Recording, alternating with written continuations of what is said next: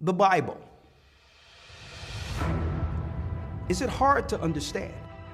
When it comes to reading the Bible, the first thing that comes to mind is the fact that this is the Word of God. The seals have been broken, and the truth is here. And when we go throughout the scriptures, when we go throughout extra biblical records, we find that the language that God employed, that He used to create the heavens and the earth, was the Hebrew language. Christ said, I came for the lost sheep of the house of Israel. But yet no one, no religious leader, no religious church out here anywhere can now identify the 12 tribes of Israel. Can we? God is quite simple, but it seems as if man makes understanding Him hard. What are those mysteries? The truth of your book and the truth will make you free. The Hebrew and Bible Academy, you're invited.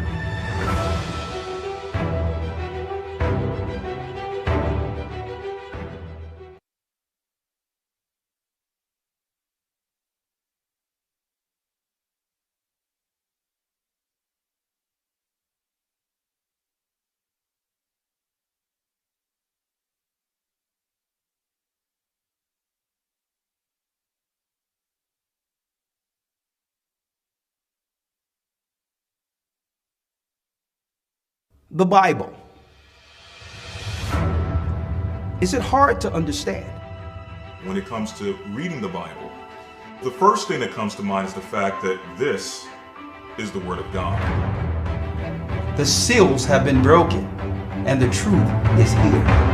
And when we go throughout the scriptures, when we go throughout extra biblical records, we find that the language that God employed, that He used to create the heavens and the earth, was the Hebrew language.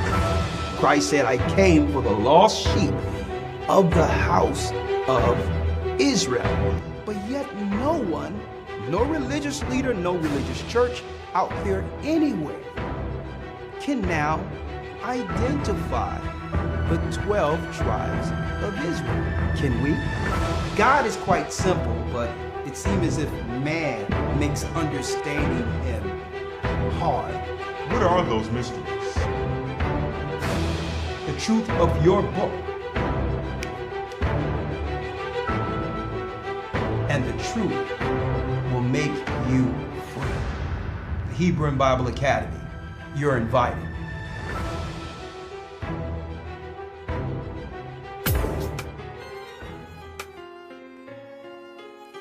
Come on in, brothers and sisters. Shalom, shalom. Let's go. The East is where we're from. Blessings, blessings, blessings, blessings. The 12 tribes of Israel. In 721 BC, the Assyrian king, he took us down, we fell. With a great escape, we went through the Euphrates. The Lord held the water still. To a land where no mankind dwelt, we went. The 12 tribes of Israel. That's who we be Manasseh, the Cubans, From Shalom, Puerto Rico, Naphtali from the Isles of Hawaii. the Lord is calling back Israel. Zebulon from Panama, Yeah, the North American Indians. Syria, the Dominicans, AHAYAH's gathering Israel. The Arabs and Africans told us, At gunpoint, together our wives and children then sold us. In the belly of these great ships we traveled in fear. all right, I'm all set up. By the Good. rivers of Babylon we found our brothers here. AHAYAH gather us in Colombia. Oh, Reuben from Australia. Issachar, the Mexicans. AHAYAH's gathering Israel. Judah, the Negroes. AHAYAH gathering in Israel.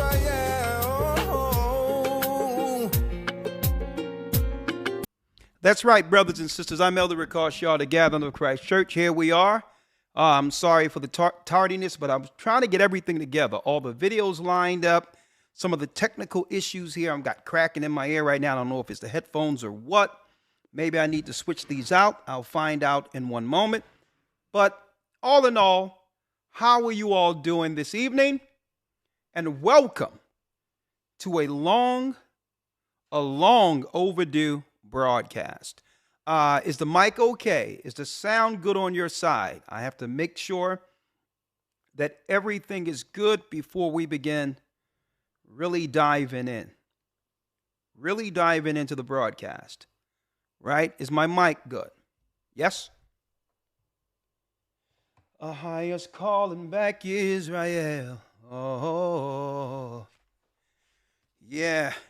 I don't know, Other Lawyer. It could have been my headphones. I don't know. I'm trying to make sure. If they say we're good, we're good. Okay. Well, might be in my headphones. I'll probably have to switch these out sooner than later. Hold on one second. Okay. I'm going to stick with these. Shalom, brothers and sisters. Everything is good. Everything is good. First and foremost, I'm Elder Ricard Shaw, the Gathering of Christ Church, here with our weekly broadcast. And this is a long overdue lesson, okay? Or I would say discussion. I'm going to try, if I can, to get some phone calls in early, okay? I also have Zoom teed up in case Blog Talk give us issues. For the last week, there have been technical issues. There have been technical issues on the side of Blog Talk, so I have Zoom queued up just in case. Okay, all right. So we're loud and clear. So let me jump in. Okay, let's jump in. All right. Again, I'm Elder Ricard Shaw, the Gathering of Christ Church. I would like to say all praises to the Most High. AHAYAH Bahasham YASHAYA, where we walk. That's the Most High God of the Hebrews. And I thank him for sending the true understanding at the very end, before judgment. And brothers and sisters, judgment is here. Judgment is on the docket. It is here. And man, the Most High said that the judgment will start at his people. And if that's not the truth, I don't know what is. He says it will start in my sanctuary. It will start, the judgment will come on the nations, but it will start amongst our people, which leads me to this particular broadcast tonight, right? As you can see, you see the title there, and we're going to talk about this. Sorcery and witchcraft within the unconscious community. Now, why am I going into this today? Well, I'm not going into this to claim or think that we are better than anyone else. Okay, it's all of our people who are suffering under the curses, regardless of our beliefs, our persuasions, and,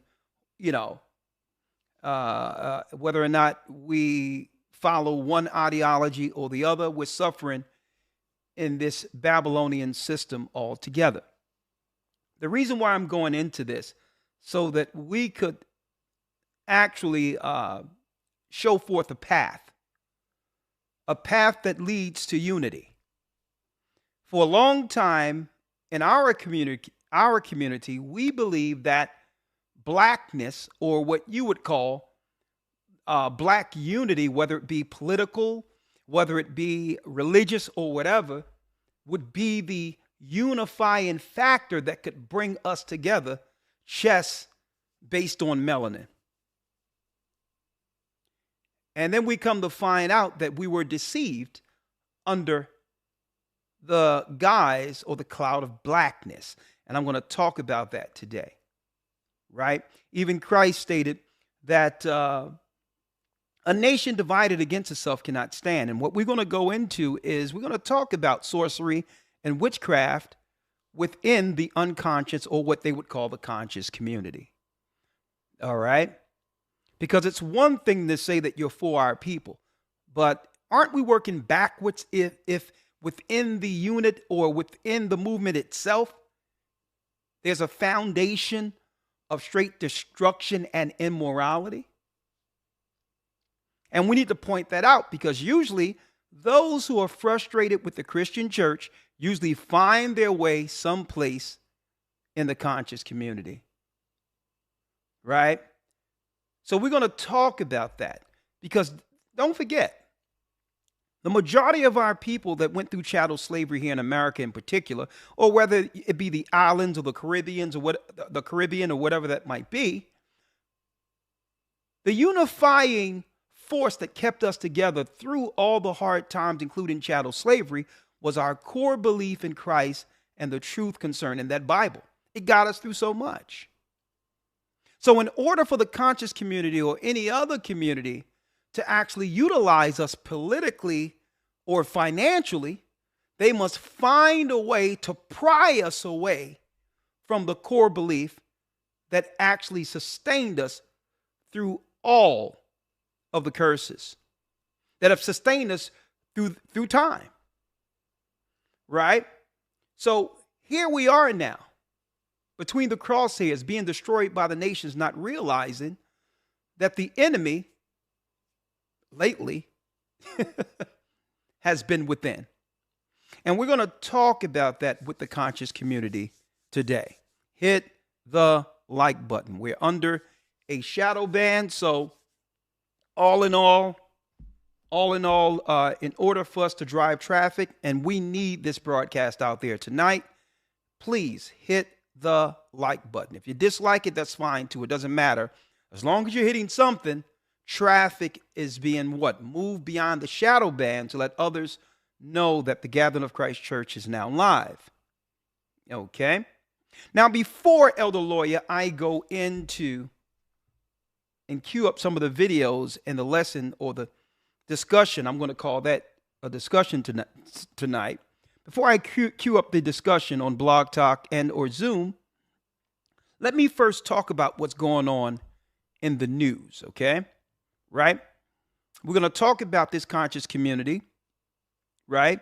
Because what we're going to find out is, Elder Lawyer, is the conscious community Satanism hidden in plain sight?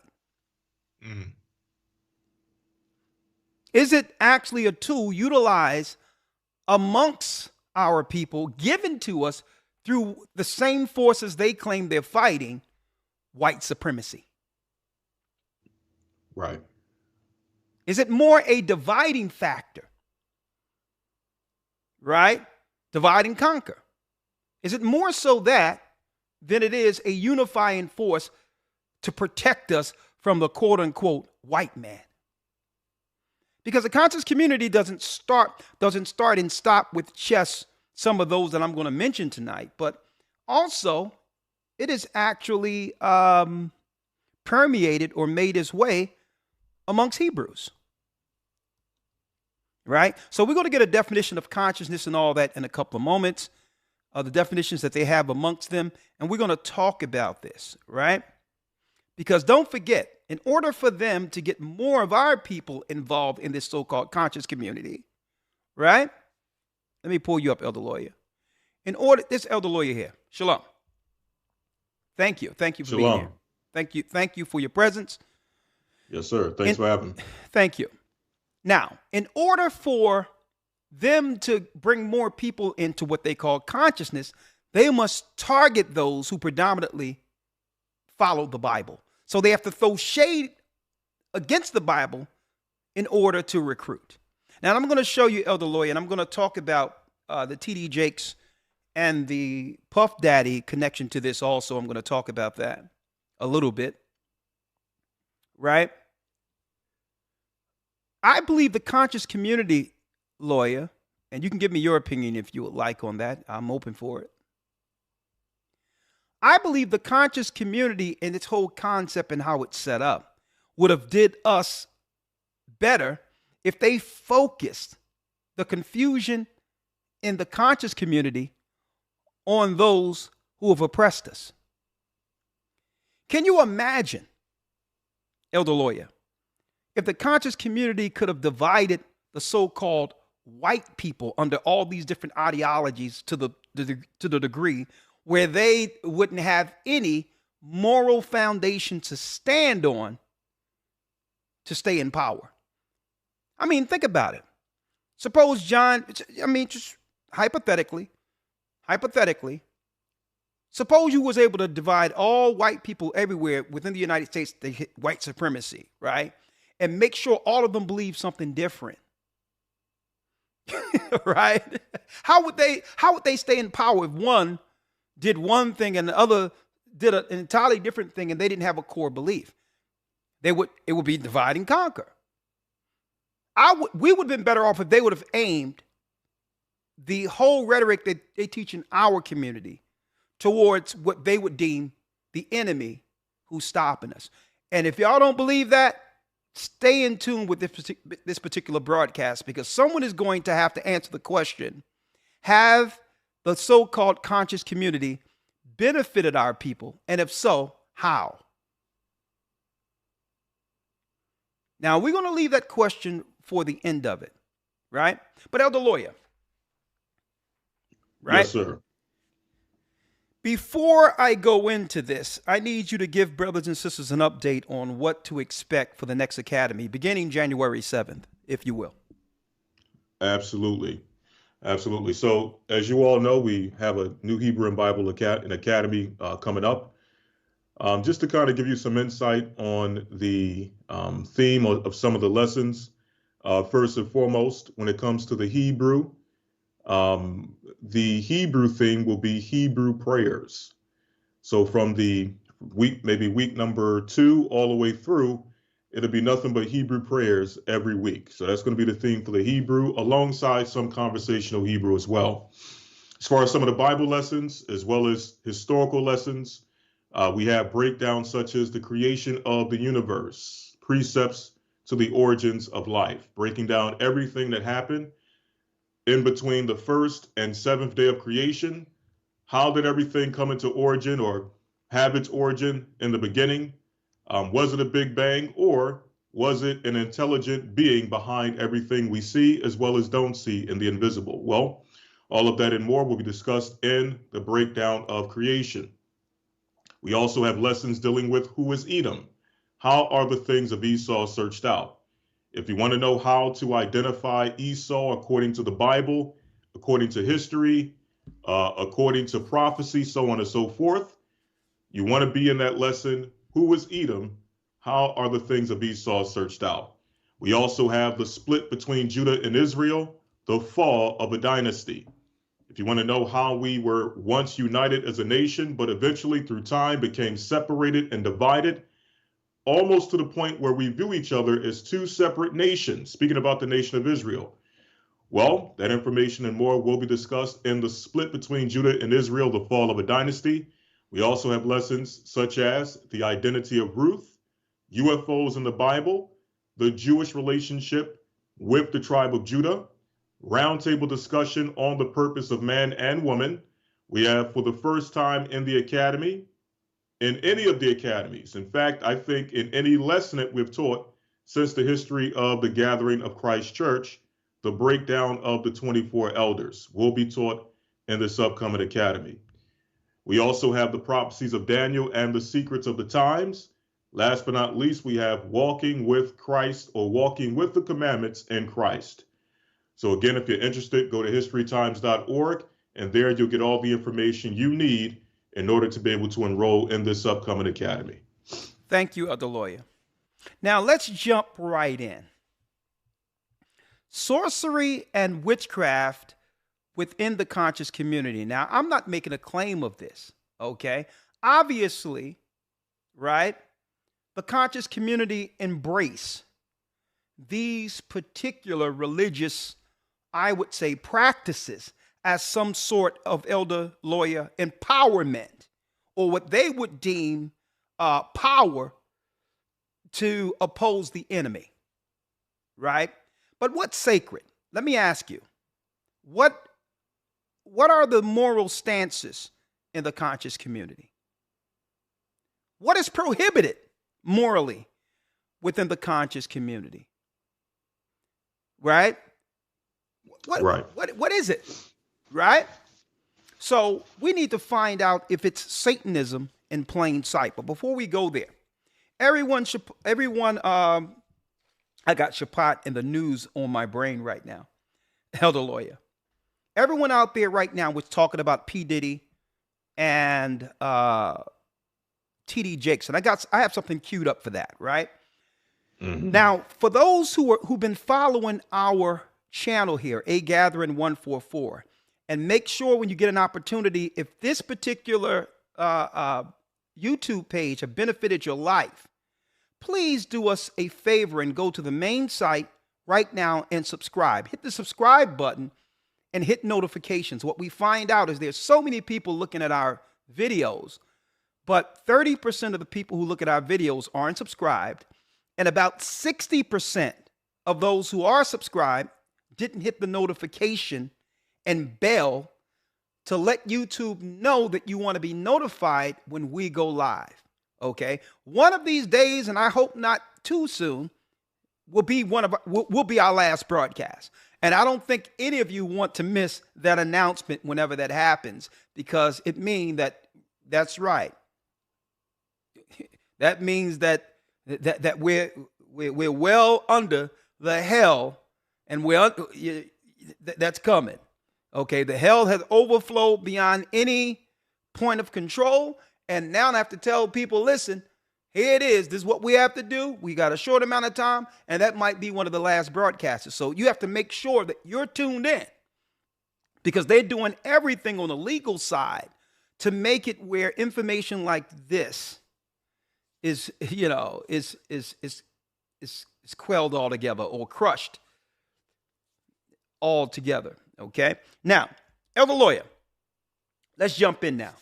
I'm ready. Sir. And thank you, Elder Dell. Thank you, Elder Yurok. Thank you, all the elders and all those who have supported the work, the bishops, the deacons, and all those who work behind the scene. Thank you, thank you, thank you. Let's go in. Now, everyone now is talking about Puff Daddy. Everyone is talking about Elder Lawyer T.D. Jakes, right?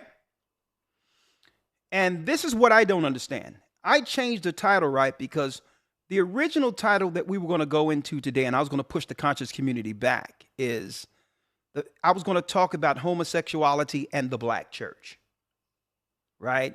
Is that like something that was hidden since the church's inception within America or the Western world? Have that always been an element within our churches, unspoken, right? But Elder Lawyer, you know why I had to actually switch the title and just go into the conscious community? You know why? Because our, what you would call, main tech guy and producer who worked behind the scenes, AC, said, Elder Ricard, don't you know that you have to be careful what you say? Because according to the new YouTube guidelines for the last year, they've been really pressing on LGBTQ as a protected group, right? And there's many things that we need to talk about to help our people in the end times. And the last thing we need is to lose this channel over something that we can avoid. So I'd rather be here for the people than to say something that gives the platforms or whatever platform the excuse to probably silence what the world needs right now. And that's truth. Right. Right. So I switched the title and say, I'm not even going to go into that. That's something that we can discuss amongst ourselves and do it probably on other platforms, which will, which is more open for us to discuss certain things. And really, it's our religious right to be able to, point out what the Bible deems immoral. But all in all, Elder Lawyer, I need you to check this out. Think about this. I changed the title, right? The original title was Homosexuality and the Black Church, right? And I was told, nah, you probably don't want to go there. But it's ironic, Elder Lawyer, that YouTube has allowed everyone everywhere and our people to call out P. Diddy as gay, T.D. Jakes as gay, without any protection under those same guidelines. Right. They can do it with impunity, right? Right.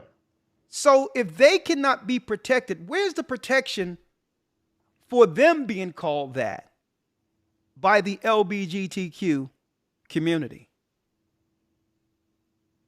So when is it okay? It's okay for you to, so you can quote unquote, you can claim that it's normal, right? That it's normal and born this way and everything else, that it's normal. But how can you use it to demonize someone if it's that normal, if it's moral, if it's okay? And why is it that you can talk about these two men who are black? How can you claim or put out things that will actually smear them publicly, right? And get away with it if they are a part of the letter group? Isn't that interesting? I need y'all to think about that. So it's okay to use it when you're weaponizing it against someone. And not that I'm in defense of any of them, because the whole thing is, if you've been in the music business and understand the business, that's nothing new. Right. That's nothing new when it comes to the rumor mill for either of them. Right. Right. So why now? That's the question, not whether or not it's out there. Number one, why aren't they protected by the LGBTQ?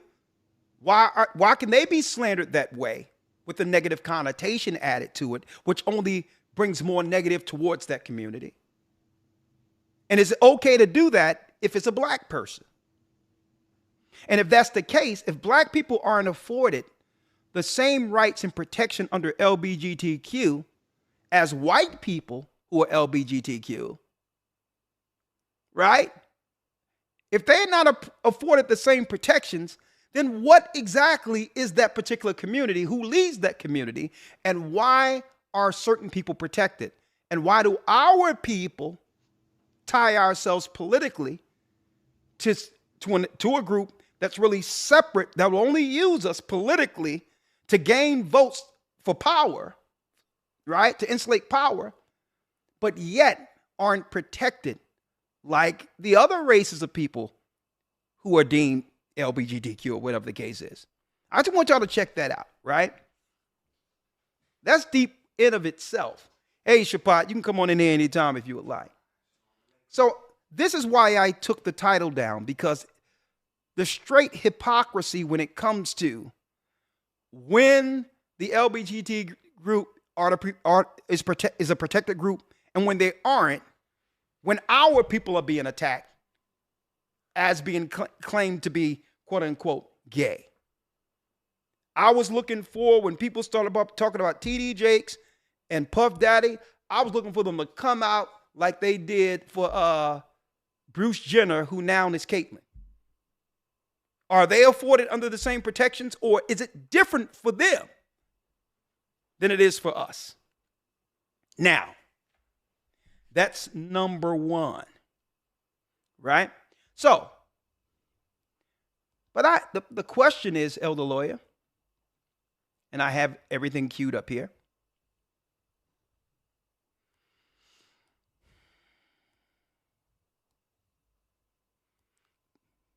Or have these men in particular used up their usefulness for the powers that be who have always been against us? Huh? Right. So obviously there's a green light to violate certain things when it's a targeted person the powers that be are seeking to destroy in particular. Right? What I have here, Elder Lawyer, I have P. Diddy 2006 with a PSA. Right? Now, guess what? There was no problem with P. Diddy, Puff Daddy, when he was doing this. Fair use. There's a lot of things I don't like about this country. We're willing to be beaten for democracy, and you misuse democracy in the street. Why vote? It's just a waste of my time. You can't keep anyone in the United States from voting without hurting the rights of all other citizens. People die for the right to vote. If you don't vote, you don't have the right to complain. Vote. Now, elder lawyer, this is Rock the Vote with P. Diddy. All right, let me pull you up, right? Mm-hmm. Let me make sure. Hold on. Let me make sure. Hold on. Make sure. Let me make sure you're right here, because you're not right here. This is Rock the Vote with P. Diddy, showing Martin Luther King. I don't see no Bayard Rustin, right? Who they try to pull out during the time of Barack Obama, claiming that he was a key component of the civil rights, right?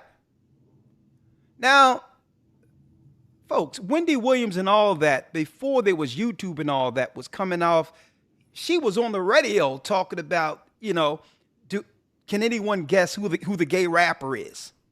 Mm-hmm. I remember that. Right. Okay.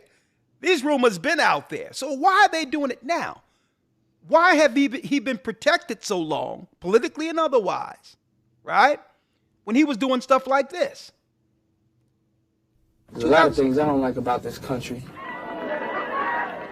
We're willing to be beaten for democracy, and you misuse democracy in the street. Why vote? It's just a waste of my time. You can't keep anyone in the United States from voting without hurting. At the same time, he was attached to Clive David, who recently, not too long ago, came out as what he said. I think he's like bisexual. Bisexual. Like yeah. Back then, he was connected to Clive Davis. But I don't see no rumor mill and no one out there attacking Clive Davis for his religious persuasion, for his connection when it comes to people calling him out concerning how some of the contracts that some could claim weren't right towards our people using us to actually, financially come up on us, and his lifestyle.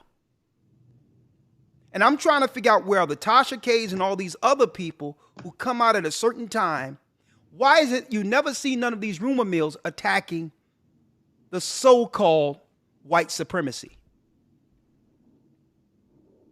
Not that I'm defending any of them, because guess what? Eventually judgment come on those who don't repent. Right. So some people can look at this and say, okay, this is some level of come-upness, or reaping what you sow, or whatever the case is. But why now? When he was used for this, he was okay. Die for the right to vote. If you don't vote, you don't have the right to complain. Vote. Right, elder lawyer? Mm-hmm. So he said right. the right to vote, to use us, pulling on our what? Our emotion strings, right? Pulling on our heartstrings to get us all in, to actually have other people in place who are now benefiting from the civil rights our people died for. Died under. We died for civil rights. Many people didn't make it to see where other people, the same people who have enslaved and destroyed us, would benefit from the civil rights more so than us. They needed someone grassroots who came from us to convince us the system was for our people. Only, elder lawyer, so when the money came, right, when the civil rights money pie came to be divided, it seemed like everyone else, black and brown people, LGBTQ, everybody except the people who died now are getting the controlling slice of the civil rights and now control our people within the community. Right? And the same people who said rock the vote and got us out there to vote, who have what? Political power in our community right now, isn't going to protect P. Diddy, who's now being called, gay by his own community and others. But I digress. I'm just showing the hypocrisy. How it's okay at first, right? Because you can't, judge and all these others we hear, right? But then when they want to use it to politically destroy someone, it's okay. Right. Right? Mm-hmm. Now, let's go to T.D. Jakes. So the question is, are they done with some of those people they utilized? Who they utilize in our community, the corporations utilize to actually internally destroy us. Are they done? Have they insulated so much power that they don't care for their taskmasters anymore and are now throwing them back into the same pool they got them from to destroy them with the people they targeted from the beginning? And I'll tell you, that's a great possibility. Those people aren't any people. They're the children of Israel, according to the Bible. Now let's go to T.D. Jakes real quick, and then I'm going to go back about 3 years. Bishop T.D. Jakes, when he was totally useful for the system that be, for the powers that be, where he was totally protected when it came to doing what? You got it. There was no negative concerning, they wasn't going to allow any negative against T.D. Jakes a couple of years ago. When it was time to influence us to follow the status quo during the quote unquote sickness. The virus has killed 500,000 plus people. The vaccination has not. So you weigh one against the other, or at least I did, and decided to take the risk. We're here at the Methodist Medical Center. We're going to get our shots done, our second one. We've already done the first one, waited the several weeks, and we're coming back to get our second one done. It's very clear that long-term side effects are not something to be worried about. The decision about whether or not it's... Now, personally, we listen to God here. People can do whatever they want to do. But how many people understood, Elder Lawyer, or knew that picture with P. Diddy and T.D. Jakes was before the earth was shut down under the pandemic? How many people know that picture of him with P. Diddy was before all of this? But why didn't they allow P. Diddy or T.D. Jakes to be smeared negatively throughout the news? Right? Right. Because politically, it was what? Politically, it wasn't advantageous. At the same time that stuff was shutting down and all these other things was happening, you had Kanye West going off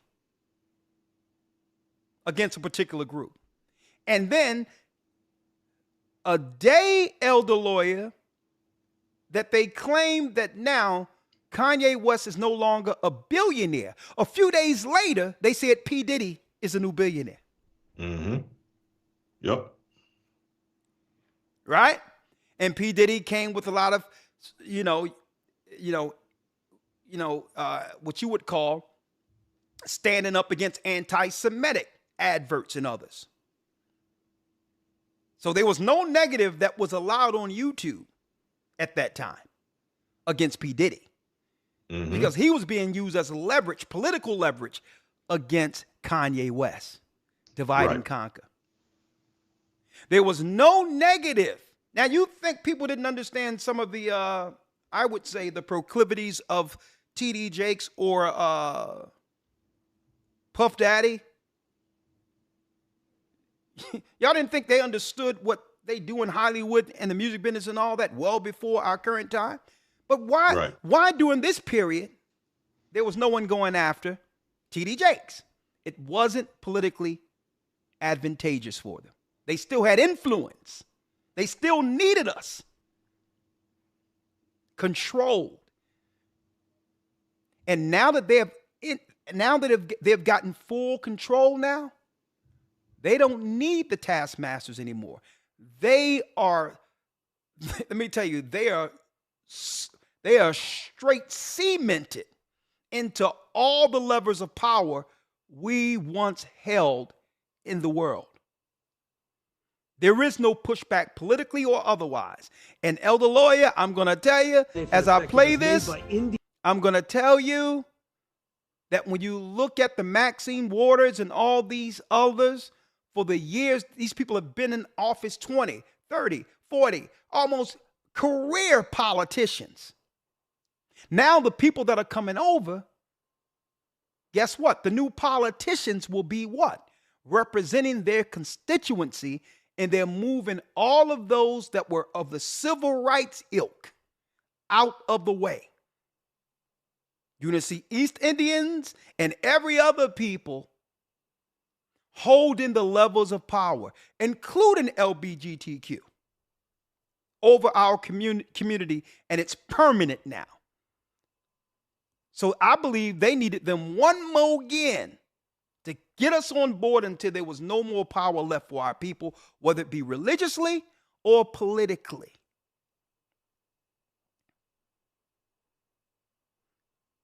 Fair use, educational use only. I just wanted to go there. I'm going to show you, I just wanted to speak, Elder Lawyer, of the hypocrisy right now. Right. Because I would expect, you know what I mean, that's a secular activity that the Bible is against. We're Bible teachers, okay? So you know the Bible has what?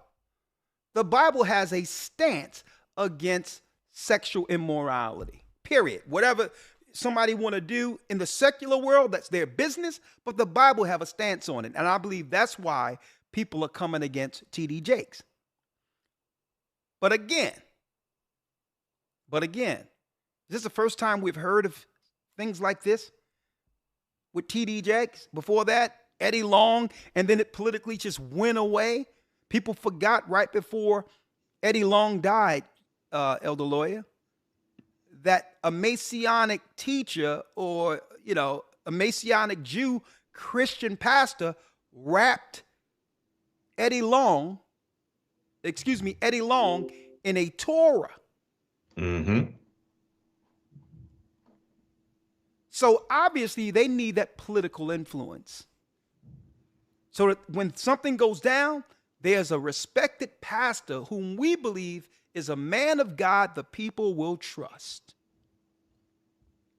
And now, guess what? After so many people fell into the trap, I think the powers that be understand that the majority of people who follow what they were actually followed the Pied Pipers, they're not going to be, there aren't going to be much resistance within our community against them politically, because a lot of our people are going to probably be, you know, I'm trying to be careful of what I say here on YouTube, but they might not make it. So now the replacements are here. But I digress. Now let's go into Elder Lawyer. Hit the like button. We have 2,000 people in. We're about 500 likes short. Please hit the like button. We're in here thick and early. Sorcery and witchcraft within the conscious community. So we're going to roll it out now, Elder Lawyer. Is the conscious community Satanism hidden in plain sight? Right? Where's and I put this out there, right? Because a part of the conscious community, I believe, is also secular Christian churches. Right? Like even T.D. Jakes said that, well, the stance of the church on what you would call LGBTQ, which that's a new letter thing. We didn't know that growing up. We were just, it was homosexual or gay when he was growing up. It was just whatever it was. Right? T.D. Jakes said that the stance on that particular LGBTQ activity is constantly evolving. It depends on which church is more accepting or whatever he said, which depends on what church a person is a part of. You know, it's continually evolving, right? When it comes to whether or not, you know, he's mind you, he said, well, the Bible is clear on its stance against certain behaviors, but it depends on which church, you know what I mean, you're going to. As far as acceptance goes, it's continually evolving. So what does that mean? If you're a man of God, you have to stand on the word. Period. Period. This is what God says. And if someone comes, no matter what the sin is, they must come, even if they're struggling with the sin, with the knowledge that the sin could lead to death and hell. And that repentance must be a part of the rehabilitation. The spiritual rehabilitation comes with one accepting that what? That there's sin in them against the God they claim to serve. Right? Many people are struggling with sin. No one is saying to turn anyone away. But the blatant accepting it and turning a blind eye is a whole nother deal. Right? Now let's go into it, Elder Lawyer. Sorcery and witchcraft. And I'm trying to figure out why P. Diddy and others aren't getting the same protection as Bruce Jenner, Caitlyn got.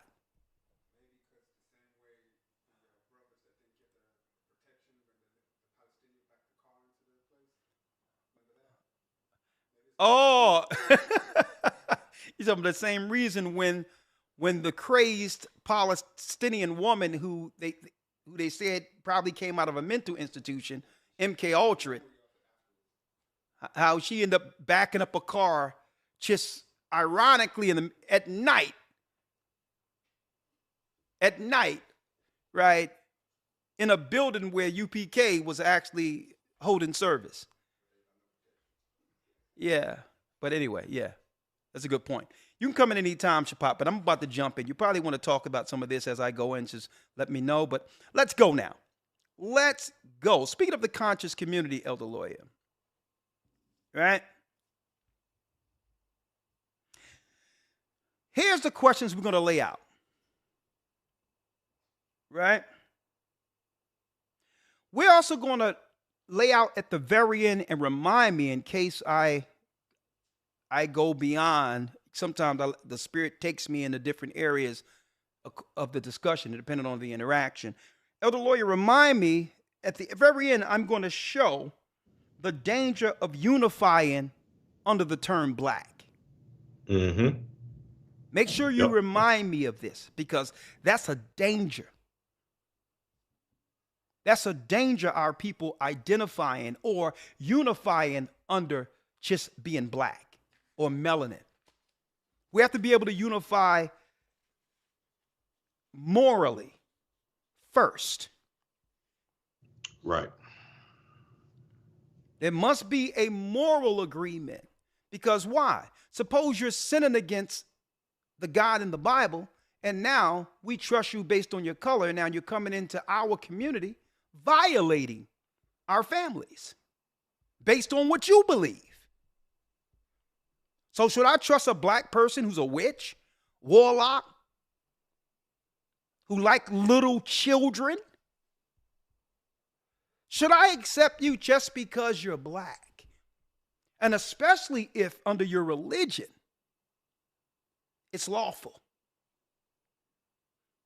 Right? So we're going to talk about that. I have a lot on the docket. Who do I have on the docket today, Elder Lawyer? Well, I have the Nuwabics, Dr. York, on the docket. Okay. I have the Egyptologist on the docket. I have Umar Johnson from Philadelphia on the docket. And there's a reason why he's respected every other place except Philadelphia. Okay? Because People know him. All right. I also have some of what we discussed about the origin, Elder Lawyer, of Yoruba and black spirituality, the religion in of itself, its origin. Where is it from? On the docket. I also have some known celebrities, some respected influencers who've been counseling our people, respectively, right? Now, at the end of this, if you're from the conscious community, I open you up to Zoom and you can come on in, right? What are some of the claims the conscious community, at the very end, I'm going to throw this out there too, Elder Lawyer. What are some of the claims the conscious community make in their criticism against the Bible and of the people of the Bible historically? We're going to put that on the table too. Right? What are some of the claims they utilize to deceive the ignorant into letting go the Bible itself? Right? So we are going, yes, right. Get your popcorn ready.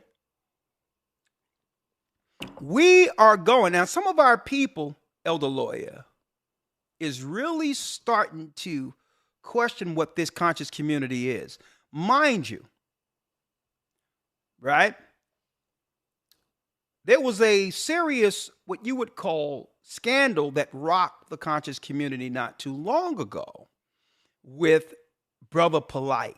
I don't know if you noticed this. He was actually, right, a proselyte. He was proselytized by the Dr. York Nuwabic community, and he grew up in his community, in Dr. York's Nuwabic community.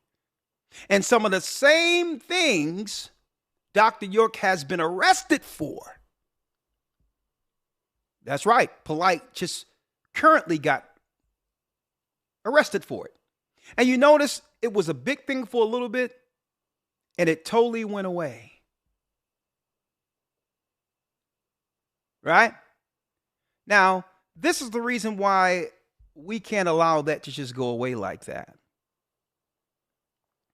Polite has videos online where he's taking a Bible and shooting the Bible.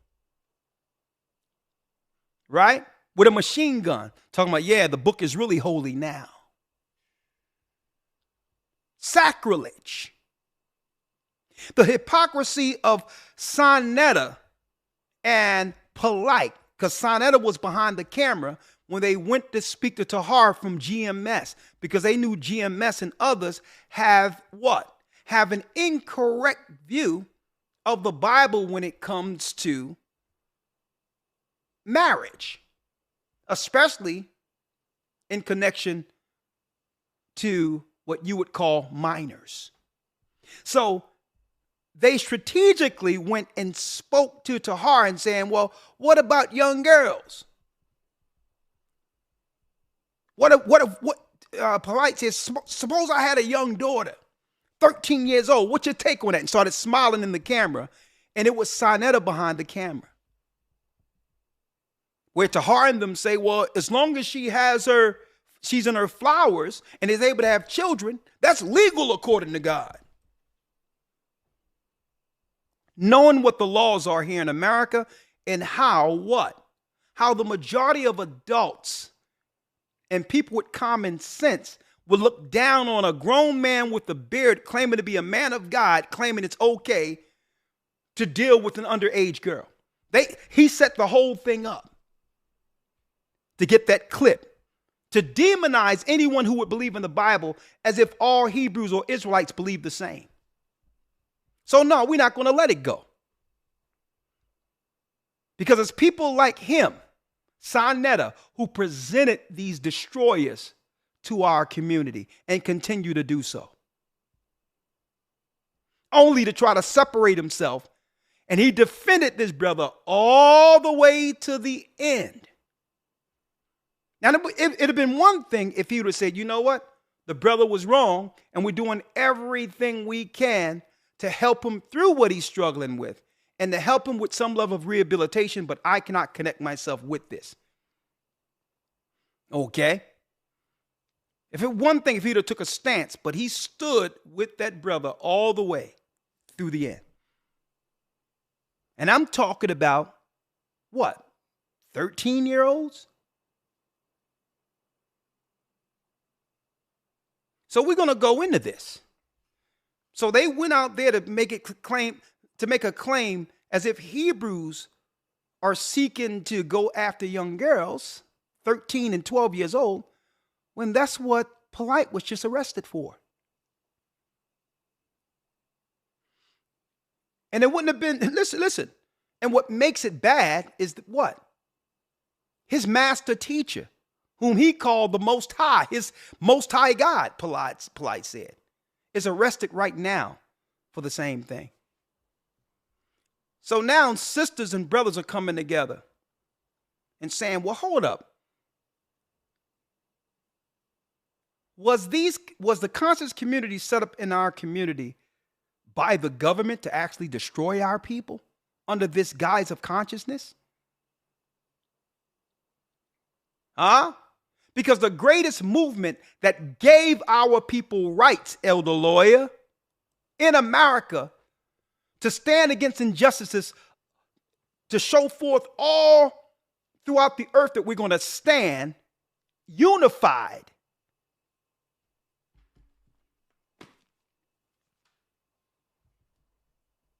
was a Christian Bible front.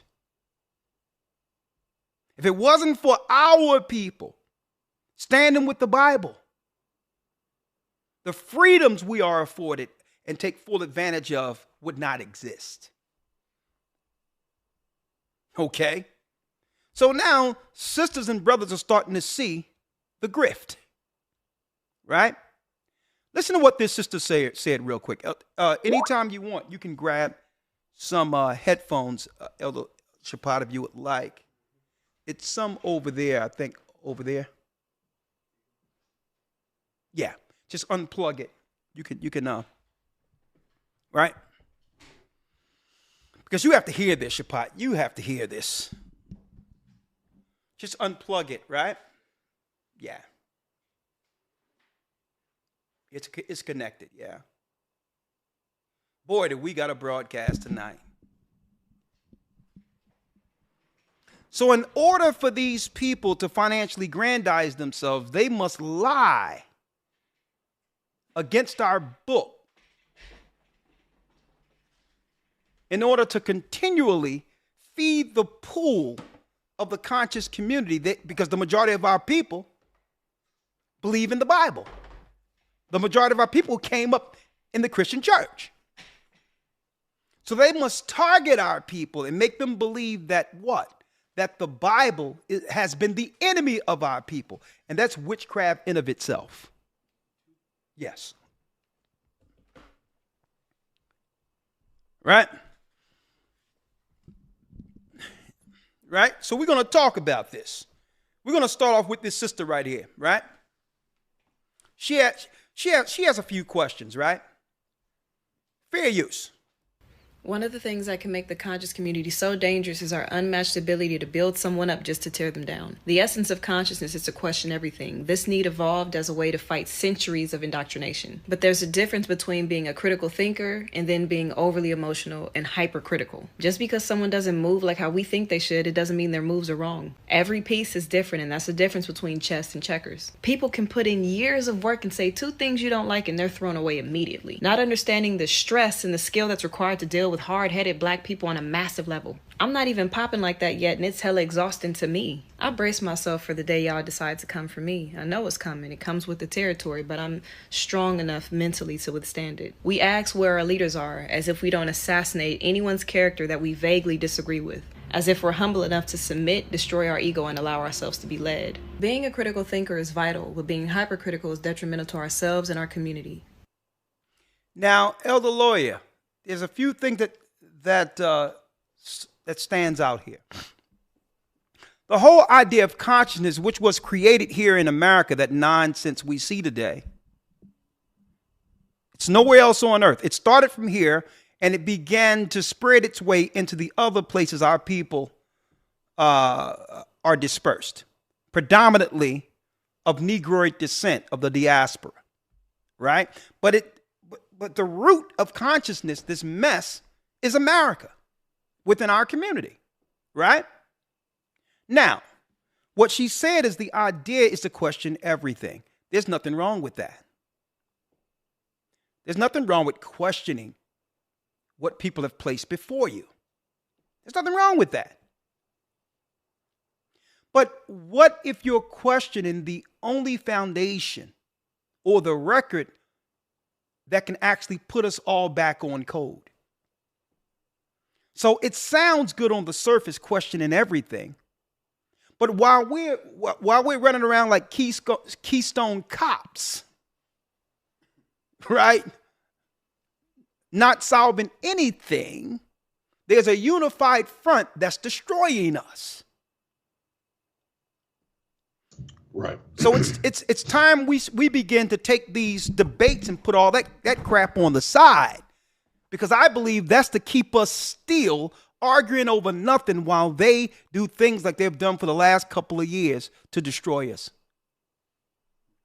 And when a crisis happens, no one has what? The knowledge otherwise to unify against a political, biological, or even a physical attack against our people.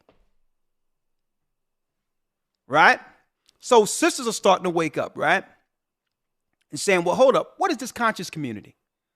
What is the moral code of the conscious community? Is it really a do as thou wilt, so to not be judged community? And this is why those in the Bible aren't really included unless we're debating the validity of it. Right? Let's start off with the Nuwabics. I remember these brothers in our community. Dr. York and others, who's now arrested for, I would say, pedophilia, a disgrace, an abomination against God. Right? And you notice, Elder Lawyer, when it comes to these particular negative activities that come from these houses of consciousness, it never harms the people they claim are harming them. White supremacy. Right. You notice that? Mm-hmm. It never harms the people that they claim is harming them. Oh, let's roll. Nuwabics. Let's see. We're gonna get some vanilla. Some vanilla views, no pun intended, on the Nuwabian nation. Now, I remember these guys running around our communities, right? From New York, Philadelphia, different places, right? Eventually, they went into Georgia, not too far from Atlanta. The brother from Andre 2000 and others were attached, going down there visiting.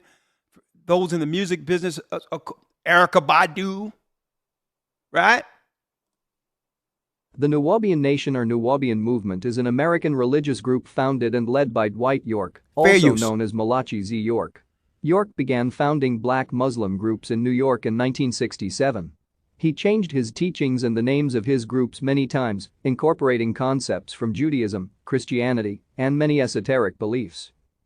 In the late 1980s, he abandoned the Muslim theology of his movement in favor of Kemetism and UFO religion. In 1991, he took his community to settle in upstate New York. Then they moved near to Eatonton, the county seat of Putnam County in Georgia. His followers built an ancient Egypt-themed compound called Tamari and changed their name to the United Nuwabian Nation of Moors. By 2000, the United Nuwabian Nation of Moors had some 500 adherents. They drew thousands of visitors for Savior's Day. Adherence declined steeply after York was convicted of numerous counts of child molestation and financing violations and sentenced to 135 years in federal prison in April 2004. Thank you for watching. Like and subscribe if you would like to view more of our videos. That's a light way to come after 135 years. Thanks for watching. 135 years. There was no public outcry within our communities to say, you know what? This man harmed the community. It was irreparable what he did to our community. I don't believe that the so-called white man could have done any worse. The same white supremacy they're talking about. At least the children were safe to some degree, right? You got to think about this. And then the defense came out initially. Oh, man, you can tell that wasn't Doc. That couldn't have been Doc. You can tell that he was forced. He was forced to plead. Huh? Listen, no. Not if you believe in the Most High. Not if you, and not only that, Elder Lawyer, I want to point out this because you was a young man when I seen the rise of this particular community. I was there. You was a young man. And I'm going to tell you this right now. Okay? I seen him go from New York into Atlanta and I seen the fact that we were given, let me tell you, we was giving them the business on the streets. To a degree, Shapat, it was to a degree where Dr. York couldn't even answer any of these questions, and he made a book. He said, buy my book. 360 questions, 360 questions to ask the Israelites. And all the questions were simple as a day's old. Because they couldn't answer us and we were totally annihilating their ideology that was just cobbled together from all these different ideologies. With what was the unified faith within all of it? Islam. Because he couldn't actually, he could not debate what we were bringing forth with our people being Hebrews. He just said, listen, y'all buy my book. Here's 360 questions you could ask. And let me tell you, I had the book, Elder Lawyer. I had the book. And when they came up on the street, I'm at 15th and Market or 8th and Market, right? I would say, listen, I'm going to help you out, okay? I'm going to begin to ask these questions for you. I'm going to go down all these questions and tell me when you would like to stop. I'm going to answer every question. And then you have to ask, you have to go back to your master teacher and ask, right? Why he won't answer them. Why, right? Why he won't answer them. Right? Oh, yeah. Hold up. Gaja was a part of the community. Gaja said what? That book York wrote, Sodom Misinterpreted. Oh, yeah. He had a book called Sodom Misinterpreted. Because the Bible speaks clearly against certain sexual activity. So to justify his activity, he had a book called Sodom Misinterpreted. The Bible isn't interpreting what Sodom and Gomorrah is really. Right? And I'm going to hit that. Whenever you're ready to come in, Gaja, we can do this. Right? Because don't forget, Gaja was a part of the conscious community when I met him in England. He told me, no, you can't come in here listen, I'm the only one in the whole building with a Bible.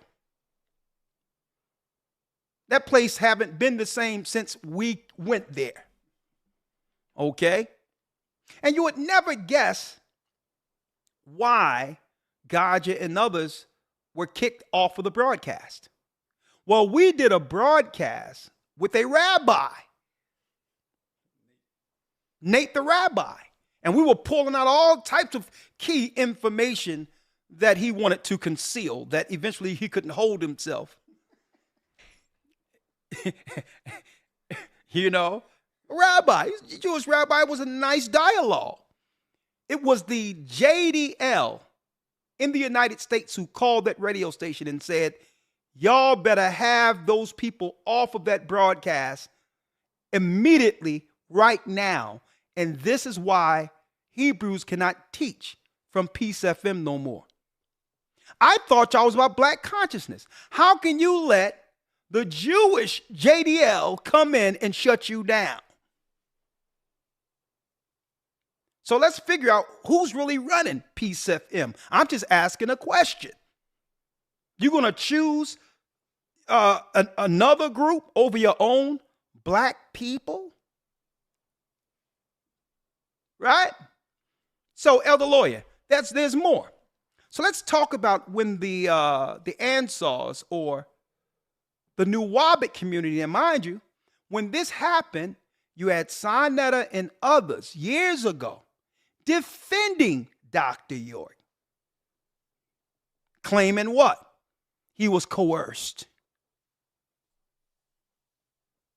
The ringleader who brought all of these people before the public to give them notoriety, to get more access and cast a wide net to destroy our people.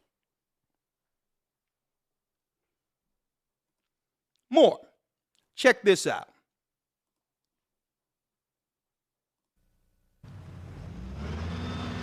"70 miles southeast of Atlanta, Eatonton is the seat of Putnam County, best known as the dairy capital of Georgia. Oh, they got 400 and something acres. Goes up to that corner yonder. William Larman is a dairyman, and he's talking about his new neighbors. Oh, yeah, I'm happy for them. But they are not dairymen. Because they said they come from what? Ritz. Planet Ritz, I think. It is not a joke to the people who've built these two large pyramids and elaborate Egyptian-style ornamentation and put up rows of double-wide homes on some 400 acres of rural Putnam County farmland and woodland. How many people live here? Got different families that live here. It's a place that granted our request for a visit inside the secured gate, allowed us to watch the workers build new ceremonial structures, allowed us to listen close up to the continuous chant broadcast from a speaker bank at the top of one of the pyramids. For people that want to get spiritually in tune with the you know, let me say. But for the most part, sidestepped our requests for answers. What about the guy from another planet? Make sure you get all of them. Are they a cult? Depends on definition of a cult. Certainly there are many characteristics similar with other entities that are defined as cults. How long you lived here? About 6-7 months. Jerry, our tour guide, says he came here from Alabama. The sheriff says most of the other residents come from the Northeast, New York, Philadelphia, Baltimore. How many, including how many children, is unclear. He's Yanun? He's known by many names. The group's leader is identified in literature as Malachi Zodok York, the Supreme Grand Master. He is described as a charismatic speaker and apparently a prolific writer, producing monthly newsletters and dozens of books. He says that he is from the 8th planet in the 19th galaxy of Eliwun, a universe far outside of this one. Does it make sense to you? That's in the book. If he wrote it, then yeah. We're from Orion. Dr. York is from Risk. He's from Orion. What's the deal? It's nothing strange. It's just new to the public. The vast majority of cults are started by an individual who's extremely charismatic, who's very confident, very commanding, in some cases very demanding, expects an awful lot of the followers. So this is the Compound nightclub? No, it's not a compound. Oh, it's not a compound? I'm sorry. Not at all. They go to nightclub. The Putnam County property is a nightclub the group opened in October. At midday, it was in high decibel preparation for an upcoming party. Outside, there were parked 3 stretch limousines. Oh, it's an Egyptian theme park. This is a theme park? An Egyptian theme park. Now, there's some people who think this is a cult. Well, that's 2 ways to look at it. We don't happen to have a religious belief. You follow what I'm saying? Now, on the other hand, culture, there's a connection there. So if you say we're a cult in the sense of we found a culture that works for us, yeah. Are they dangerous? I have no information to indicate that they are dangerous. What they are is a roadside curiosity to native Putnam Countyans and to the folks. All right, what you say? Whoever that government official was, I guess Yeah. police or somebody, he said they are not dangerous. I wonder why. Yeah, I wondered. The government was there saying, they were saying, listen, these people aren't dangerous. They're fine. I wonder why. Right? You know why they aren't dangerous? Because they aren't affecting the same people they call white supremacy, who's an enemy, as they claim an enemy against them. It's like, no, these people aren't dangerous. They don't bother us. They bother their own people. Right? Is there people that's going to be destroyed through this foolishness? Right? Folks inside the gate, a community with children and entertainment and an Egyptian theme, and a leader they call Grandmaster, who writes that he's from another planet. Maybe the spaceship come in here and I could get away with him. With them on it. You see all that we're building out there? Yeah. Does it look like we're going anywhere soon to you? We build it. It's so beautiful out there. It's a beautiful, peaceful environment where we invite any nationality, any race to come out and visit.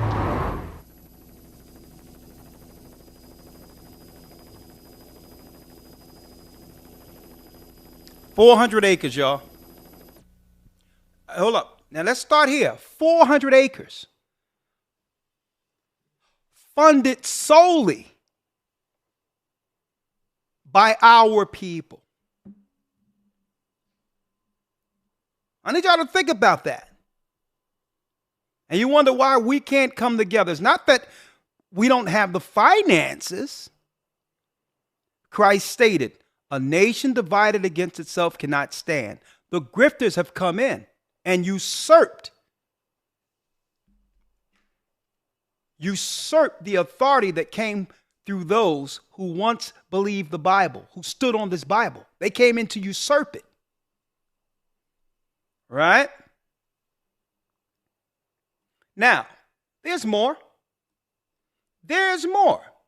Because speaking of Dr. York, and that's why I wanted to ask Elder Lawyer what was their moral standings to benefit our people. Here's one of the books Dr. York had. Thank you, Elder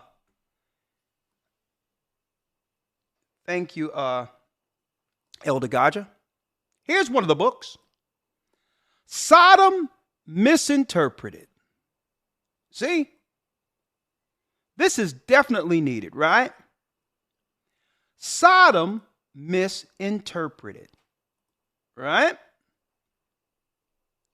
Now, why did Dr. York and those who are with him, because he could not have done this by himself, why were they interested, Elder Lawyer and others, in making a book, Sodom Misinterpreted, as if how the Bible interpreted what Sodom and Gomorrah were doing, as if the Bible was wrong according to what those actions are? Why can't you just use the interpretation of Sodom and Gomorrah according to Genesis? Unless you're trying to justify certain behaviors the Bible disagree with. How many of you knew that Dr. York, so we all know that according to his own book, they have a different view of Sodom opposed to the Bible's interpretation. right? So they have their little compound dealing with whatever they wanted to deal with, justifiably so, because their interpretation of Sodom and the activities of it is entirely different than those who believe in the Bible. And in the book, it welcomes the spirit of homosexuality. A matter of fact, in the book, it's empowering. It releases, according to in the book, and don't forget, I'm going to have this book and others as we go into the witchcraft in our community in the academy, where it talks about opening up spiritual gates and all that through that activity of man on man or woman on woman love, as they call it. Sodom misinterpreted. So according to the conscious community, that, you know what I mean, this is religiously acceptable. Let me put it that way, right? So that's religiously acceptable, right? They said that he was from the planet Risk. All right. Okay. Okay. Oh, yeah, they said, Elder Lawyer, that the man-on-man activity opened up vortexes. Right.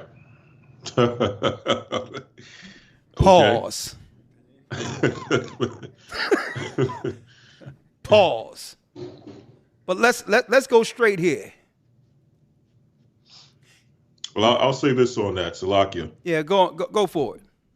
I think Malachi York and what's the other guy's name? Aleister Crowley are very similar in this regard. It's only so much you can do, or only so long you can go back and study some of those ancient records with the ancient philosophies and ancient rituals before you come across this type of activity as a part of the ritual. So obviously, once you start coming across that information, if you are a true practitioner and not just, because what you call the conscious community for the most part is just people going back and looking into this information on Kemet or going back and researching this on Nubia. But for the most part, I don't think a lot of people really get into it's a minority that really delve into the ritual aspect of what goes on in those ancient records. So Malachi York, like Aleister Crowley, going back and actually being practitioners, they saw this type of activity going back into some of these ancient philosophies and ancient rituals, and they started implementing this and started partaking, and therefore sodomy had to be misinterpreted as something positive and good, because as you said, it opens vortexes and takes you opens up your chakras and all these other things they claim it does. Hey, listen, based on what I'm hearing, they opening more than chakras. But here it is, you got the vortex going on. But what they're saying is that it's among, this is what brothers and sisters don't know. Aleister Crowley, keep in mind, he was a key, what you would call high priest of the occult world. So even though this wasn't, I don't believe, explained amongst everyone, I'm sure in secret priesthood circles, that's why we're going into witchcraft and sorcery.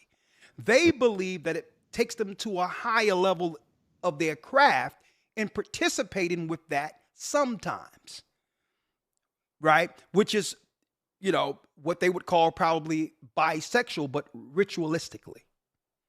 And a lot of our people didn't realize what we were actually being lured into and believing in some of these conscious ideologies. They didn't know the core root. That's why you have to ask, what are the moral codes within any particular group or whatever the case is you are associating with? What is prohibited? What are the rules? You notice it's always vague. What are the rules when it comes to the conscious community? Mm-hmm. Is homosexuality allowed? Historically, or whatever the case is. Because we know what the Bible stances are on that.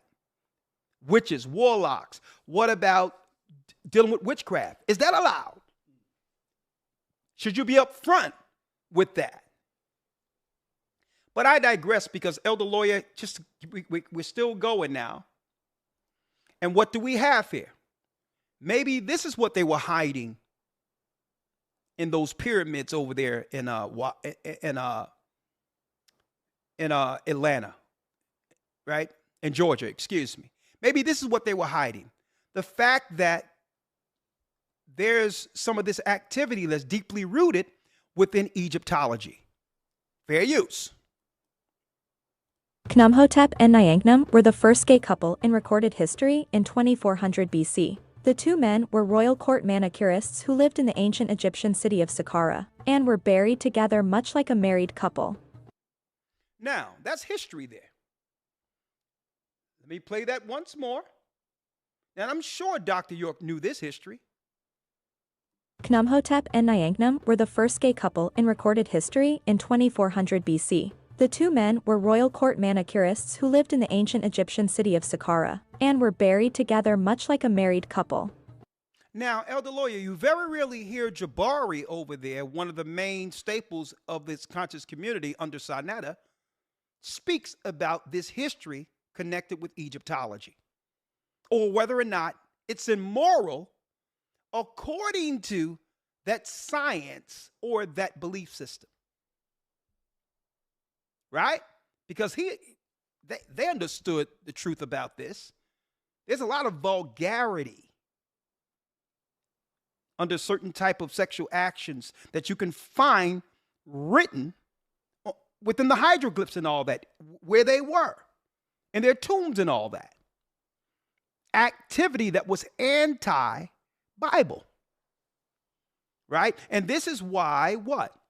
When the Most High brought the children of Israel out of Egypt, Elder Lawyer, he said that we were not, and I need you to get that, we were not to dive into the sexual immorality like we witnessed amongst the Egyptians. I need you to get that, Elder Lawyer. He told Moses, that stuff they doing up there in Upper Egypt, don't mess with that. Right? Now, that's another thing. Now, if people want to do that secular or whatever, that's their business. But we're talking about what?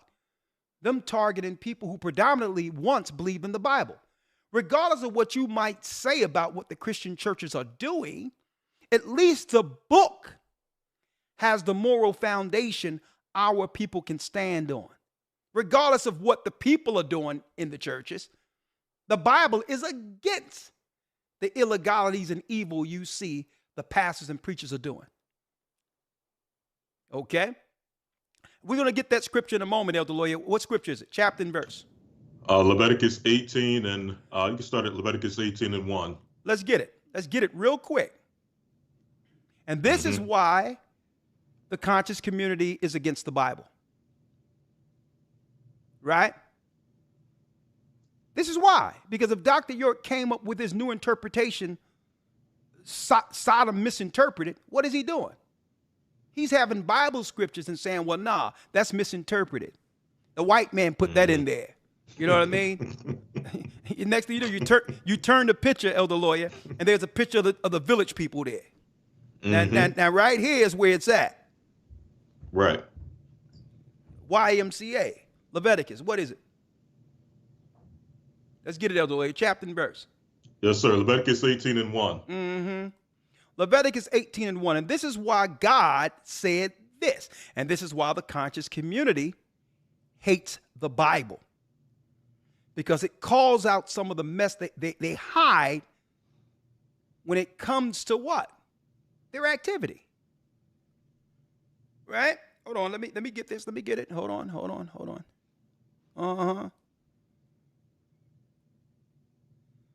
Let's get it here. Leviticus. Now you notice right here, right?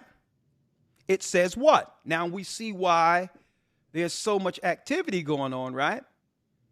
When it comes to, and they try to push it to the side. I believe every week in the conscious community, they should be talking about who introduced polite back into the community. Okay? using him attacking Hebrews to give him a platform. Right? Unlawful sexual relations according to the Bible. Let's read it, Elder Lawyer. Yes, sir. Leviticus 18, verse 1. And the Lord spake unto Moses, saying, Speak unto the children of Israel, and say unto them, I am the Lord your God. After the doings of the land of Egypt, wherein ye dwelt, shall ye not do. Look at that. After the doings, we're giving you the origin of some of the satanic evils you can witness in the conscious community that's hid in plain sight. After the doings of the land of Egypt wherein you dwelt, shall ye not do. This is why Egyptologists don't like the Bible. Because the Bible calls out what? Egyptian perversions. Read. And after the doings of the land of Canaan, whither I bring you, shall ye not do. Now we're going to deal with after the doings of the land of Canaan. Why? Because the land of Canaan and some of their doings are connected to the witchcraft you'll see even so-called Umar Johnson doing. So when people talk about they for black people and all that, listen, speak for yourself. You're not for us. We don't want you to speak for us. You're evil. You're unrepentant. And this is why Vlad, this is why the Breakfast Club give these people platforms to spread their sin, to further erode our communities. Read. It says, neither shall ye walk. In fact, it says, after the doings of the land of Egypt, wherein ye dwelt, shall ye not do. And after the doings of the land of Canaan, whither I bring you, shall ye not do. Neither shall ye walk in their ordinances. Ye shall do my judgments, and keep mine ordinances, to walk therein. I am the Lord your God. Ye shall therefore keep my statutes and my judgments, which if a man do, he shall live in them. I am the Lord. Now, what's good about these statutes and judgments, it doesn't matter whether or not you're in the conscious community or if you believe in the Bible or a Christian. Doesn't matter. These are clear statutes that highlights what's right and or wrong when it comes to what? Sin. So that now a preacher or a pastor is without excuse. Because these are the things the Egyptians were doing. Right? So the preachers aren't absolved either if they're doing these sexual immoralities that the Egyptians were doing. So when they try to claim, well, the Bible isn't right, look at your preacher. Well, the preacher isn't following this either. He's going against the God of Israel. He's going against Christ by following the ways of the Egyptians. But this is what we do know, that the Egyptians' ordinances and ceremonies were evil to the degree where the Most High put in the law of Moses not to follow what they were doing, what? Amongst the elite circles and all that within Egypt. That's right, folks. Before there was such thing as Greco-Rome, before Greco-Erotica Rome, there was Egypt. Right? Read. Yes, sir. Verse 6. None of you shall approach to any that is near to kin of him. Listen, you're not supposed to deal with your own family. Now, who was doing this? The Egyptians. Mm-hmm. Your own kin. Right? Brother and sister swapping. Mama and son swapping. Father and daughter swapping. Right? See, when we go into this, usually, Elder Lawyer, we go straight to the precept and people say, well, God say don't do this and don't do that. But most people skip the fact that the Most High highlighted the nation who was doing this. The Egyptians. And folks, I'm going to tell you this. I visited and stayed in Egypt for a long period. Shapat visited Egypt. And folks, there's no Egyptian anywhere who would give any credibility to this brand of Egyptology over in America. They think these people are crazy. They're like, nah, you keep that over there. Even when it comes to Islam. Even when it comes to Islam, they know that the brand of Islam over here has nothing to do with the Islam over there. They'll tell you that. No, that's y'all people that y'all done made up some janky type of Islam. Nah, we don't deal with that. To them, they feel it's a bastardized type of belief that isn't rooted in their history or religion. But yet, they'll peddle that jailhouse ideology to our communities in order to erode or destroy our people who believe in the Bible. Right? Right? So, it's good, right? All right. So let's go to the next one real quick. Let's go to the next one because I have a lot to cover. I have a lot to cover here. Right? I have a lot to cover. I have an interesting thought exercise real quick while you bring up the next one. Yeah. Being that we just touched on Leviticus, right? Brothers and sisters, if you've not been in the academy, you need to get in, right? We have, speaking of Sodom misinterpreted, from time to time there's this there's this section within the news called Sodom Watch, all right? Now, it's interesting because within that group, the alphabet group, the letter people, LGBTQ, right? P, LMNOP, whatever.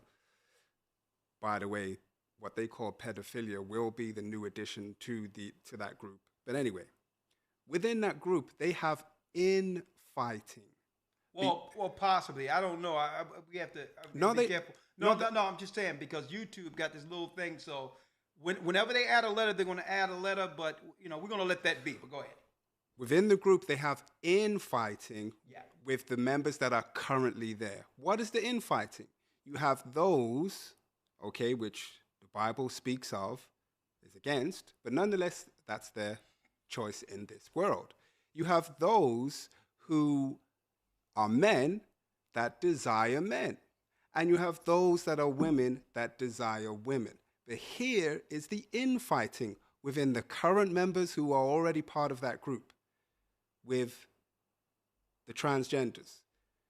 The infighting is that they're upset and calling others within the group transphobic because they don't want to be a man who desires a man, doesn't want to be with a woman who thinks she's a man, and on the story goes. So being that there's already infighting and they, like the scripture says, a nation divided against itself cannot stand. That applies across the board.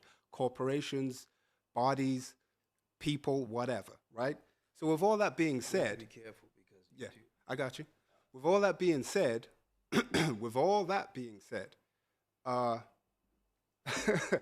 put what's the phrase with the cat in the hen house or whatever, just to further. You mean the fox in the hen fox house. In the hen house? Well, speaking of us not getting protected, where's our protection if one was to join that group with an additional letter? Our sexual preference, we just read it, Leviticus. Let's add a new L to the group. Yeah. Where's our protection? So I see what your point is right there. What Chapat is saying in a nutshell is for those who have a straight way of operating when it comes to marriage traditionally, why can't that be a letter in it too? Right? For those who choose traditional. Right. Great point. But here it is, another thing. We have to be careful with that because right now, unless you're TD Jakes or Puff Daddy, you can't say nothing against that activity, right? Unless you're trying to take down one of our people, right? But now, let's go right here, because in the conscious community, as you can see, you'll usually see what? You'll see women like this. Now, she's a self-proclaimed witch. Fair use. For me, and I get very emotional sometimes, and I like overthink, because I think when people look at, especially like Black spirituality, it's seen as evil. The spirituality movement online is very broad. She said, she says it seemed as if when Black spirituality is spoken, that is viewed as evil, as if it isn't. Right? So here this person here who's running around looking for witches, who's probably a warlock in of itself. This is the video, fair use, on YouTube that talks about the rise of witches in America. Terrifying. My spirituality is such a sensitive topic for me, and I get very emotional sometimes, and I like overthink, because I think when people look at, especially like Black spirituality. Now, brothers, I need y'all to see, yes, this is a very attractive woman too. So brothers, you have to be careful if you run into a woman and you ask her, do you believe in Christ and the Bible? And she says, well, I'm more so spiritual. Okay. This is where you exit right immediately. What she looks like on the outside isn't what's on the inside. Okay. It's seen as evil. The spirituality movement online is very broad, and it encompasses practices from a wide variety of cultures and backgrounds. There's paganism, voodoo, brujeria, hoodoo, indigenous practices, and many, many more. Everything he named you can find where? You can find in the conscious community. You noticed. Now, PBS used to be, growing up in America when I grew up, was an educational channel. That's right. Mr. Rogers, Sesame Street, Electric Company. So what are they teaching children now? Huh? I believe to some degree they use the conscious community elder lawyer to groom our people into Satanism. To groom our people into the activity of immorality and at the same time attack the Bible. I agree. Right? Now here we are now. Look at where we're going at now. Right? And mind you, the majority of these people who deal with all these different, I would say, sciences of witchcraft and all that, the majority of their origin, their root religion was Islam.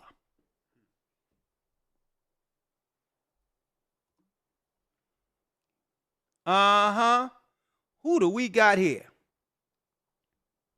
Now, remember, elder lawyer, this brother right here, Philadelphia, not even a mile from where I live. And again, there's no one in Philadelphia who take this brother seriously anywhere. Even the little group that he was a part of, okay? On Girard Avenue kicked him out of that little unit.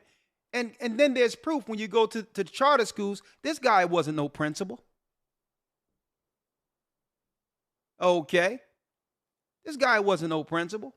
Of course, I had to go down when I came back and do a little research, especially when I knew he was going to be on our program one day.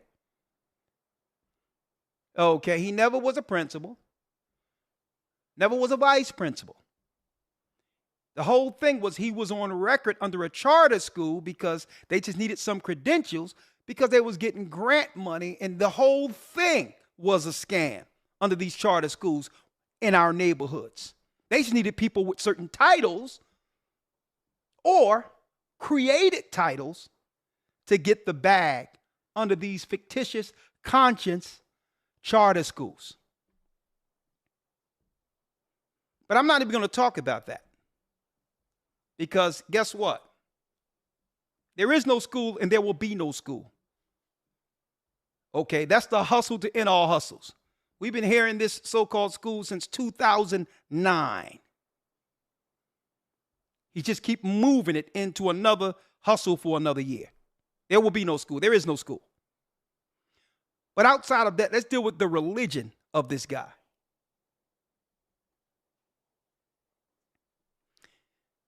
He's at a graveyard. Fair use. Cypress Hills Cemetery. I am looking for one of the grandfathers of revolutionary Pan-African nationalism. He goes by the name of Reverend Alexander. Reverend who? Crummell. He's one. Reverend Alexander Crummell, who believe in the Bible and Christ, who had nothing to do with what you're talking about with this Pan-Africanism stuff. You see the confusion and hypocrisy that comes with these people? He'll come on our program and throw shade at the Bible. Looking around and doing what? Seeking to desecrate and disrespect a reverend who was inspired through the Spirit within this particular book. One of the grandfathers of revolutionary Pan-African nationalism. He was Booker T. Washington's mentor. Booker T. Washington. Booker T. Washington, another man who believed in Christ and the Bible. Revolutionaries, real revolutionaries, who were inspired through the men in this book, including Christ. Dedicated a whole chapter of his infamous work, Souls of Black Folk, to the great Alexander Crummell. This black man was the first educated black man. And by the way, he's hanging out in a cemetery, folks, screaming, disrespecting the dead. To build an institute of higher learning for black men in the United States of America. He went to Liberia, where he became one of the first professors of Liberia College. He was a pioneer in the field of black social work. He spent 20 years in Liberia as a principal and a teacher. Now, this is all what he learned in history class, black history class, folks. He's just quoting answers to the test to make everyone believe that he's intelligent. And a preacher, and even lost a child in Liberia before he came back to the United States and continued his work for abolition, the end of slavery, the regeneration of Africa, and the unification of all African people. He is one of the pioneers of Pan-Africanism. He went to the African Free School in New York with another great Pan-Africanist, which I believe was Henry Highland Garnett. He was a colleague of my blood relative. All these people, folks, believed in the Bible he's talking about and are acknowledging. But yet he'll come against the Bible. The great and incomparable, the immortal Frederick Douglass, and I'm here looking for... And yes, the family of Frederick Douglass said that, listen, cease and desist, okay? There's no blood connection between the Frederick Douglass family and this guy right here, folks.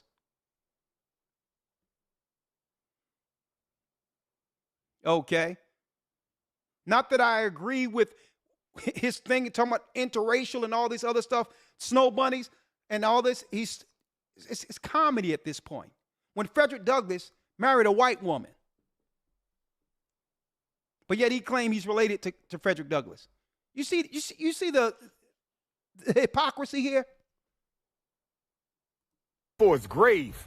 This is Black History Month. He's going to find a grave. I'm looking for the grave, brothers and sisters. He doing what? Where is he, brothers and sisters? We trying to find Reverend Alexander Crummell, one of the... This man have no respect for the dead. Now, I'm going to give you the history of what he's doing right here. It's witchcraft. Grandfathers of Pan-Africanism. Where is he? They told me in the cemetery office. Can you imagine going to visit your loved ones, folks, and this guy's walking around on your mother or father's grave? Screaming. This guy have no respect for our people. I wish you would.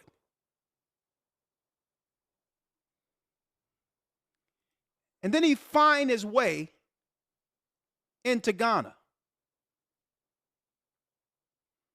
He was in the Ghana palace. Now, if you're going to be where the slave ships were taken from, the port, wouldn't you go to Deuteronomy 28 and prove that these people are the children of Israel that was prophesied to go in the slave ships? But no, let me show you what this guy was doing, desecrating the place of our ancestors that were brought over here in cargo slave ships. Bring forth the spirit, positive energy of our ancestors, and may it cool off their spirits, and knowing that we are here to remember them and that they have not been forgotten. And we first pour to Yahweh, Ashe. Next we pour to the lower, the Abusum, the Netaru, the Orisha, Obatala,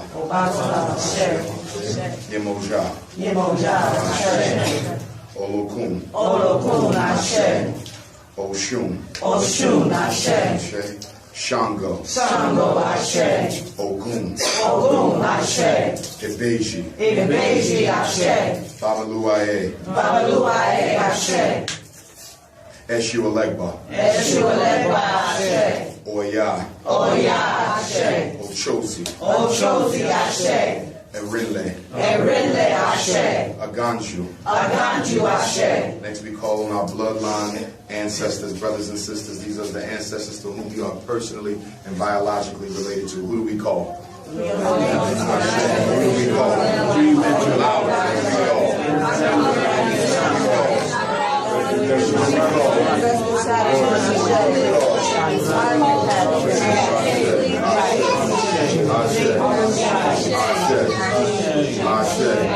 Now we call on our heroes and sheroes of the African race here, there, and everywhere. Who do we call? Ashe. Who do we call?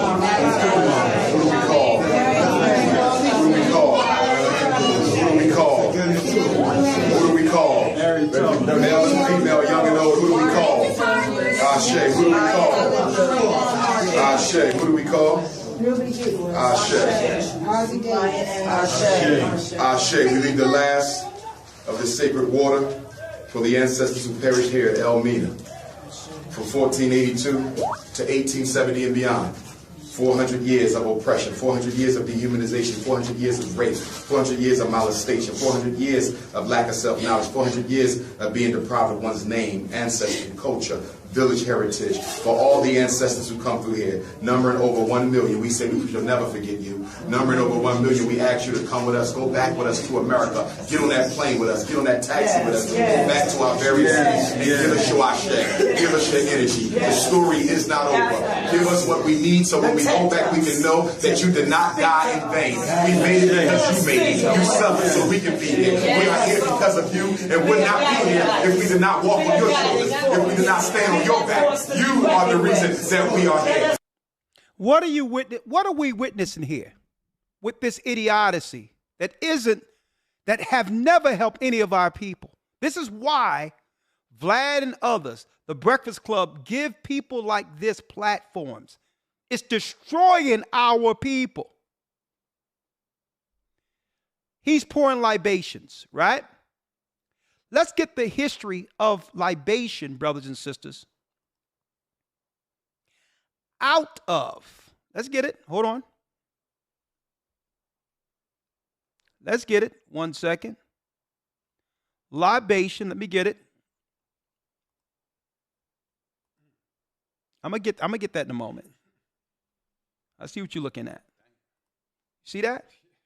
Yeah. Let's get it. Let's get it real quick. 1 second. Libation.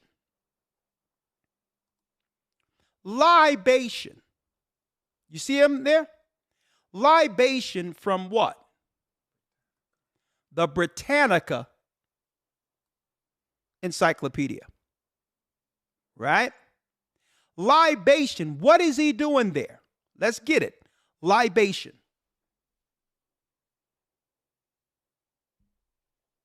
Libation is an act of pouring a liquid, frequently wine, but sometimes milk or other fluids. Let me get it.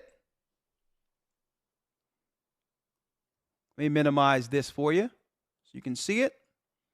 A lot of our people don't even understand what they're initiating our people into.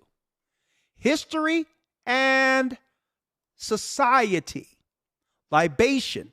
That's a religious act, folks. Pouring out for the homies and all that. Here's the root of it. An act of pouring a liquid, frequently wine, but sometimes milk or other fluids, as a sacrifice to a deity.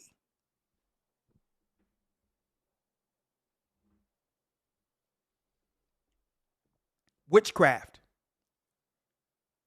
There's no African spirituality. That's rooted in what? Ancient Babylonian and pre-flood deity worship. Okay? The Orishas and all that are what? The angels and the children of the fallen angels worship under what? Under the guise of Africanism. Right? Azazel, the scapegoat.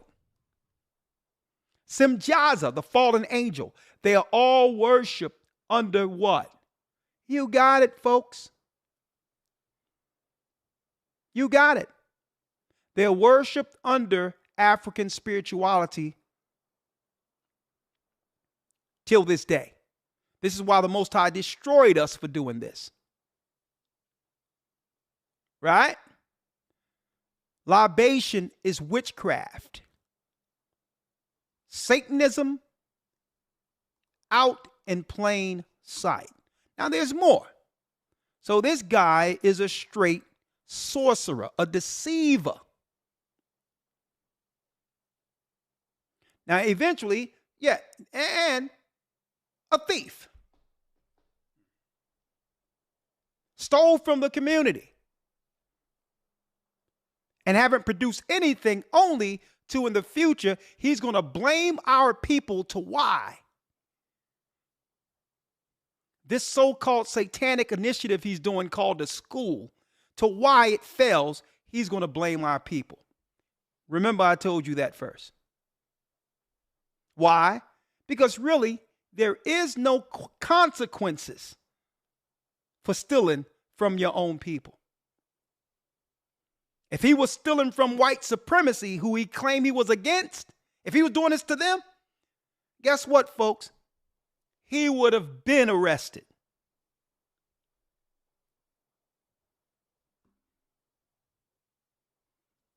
Libations. He's a warlock, a deceiver, a grifter, a Satanist. Now there's more. Oh, Lord. And it's a shame because I believe she's such a mature counselor. But fair use. I am a Yoruba priestess.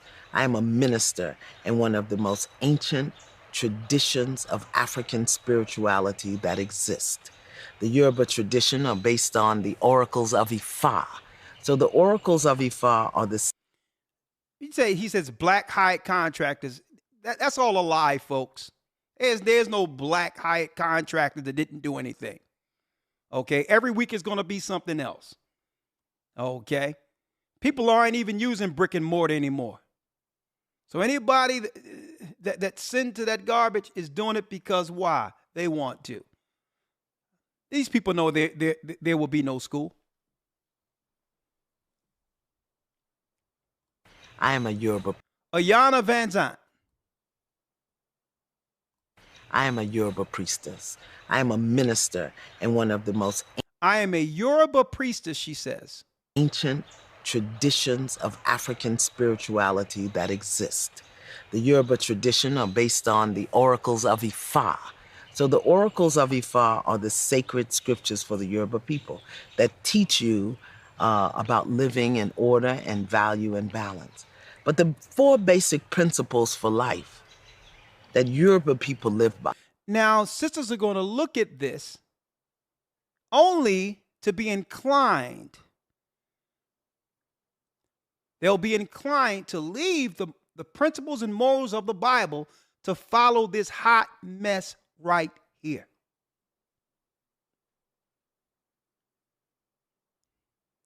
So don't forget, the tongue of the devil comes in many shapes. It comes in many races. It can appear as many races, any gender, and it can also present itself as gentle. Is number 1, honor God. Have an intimate. Honor what God? The God she's talking about, brothers and sisters, is Satan. Satan is the God of this world. So see now, what she just did right there is the con. Because it'll have those who don't know any better believe she's talking about the God you believe in or the Christ you believe in. That's like a Muslim coming to me just claiming that, he follow Allah. And they try to claim that God is my God. Nah, Allah is your God. Okay? Because all gods aren't the same.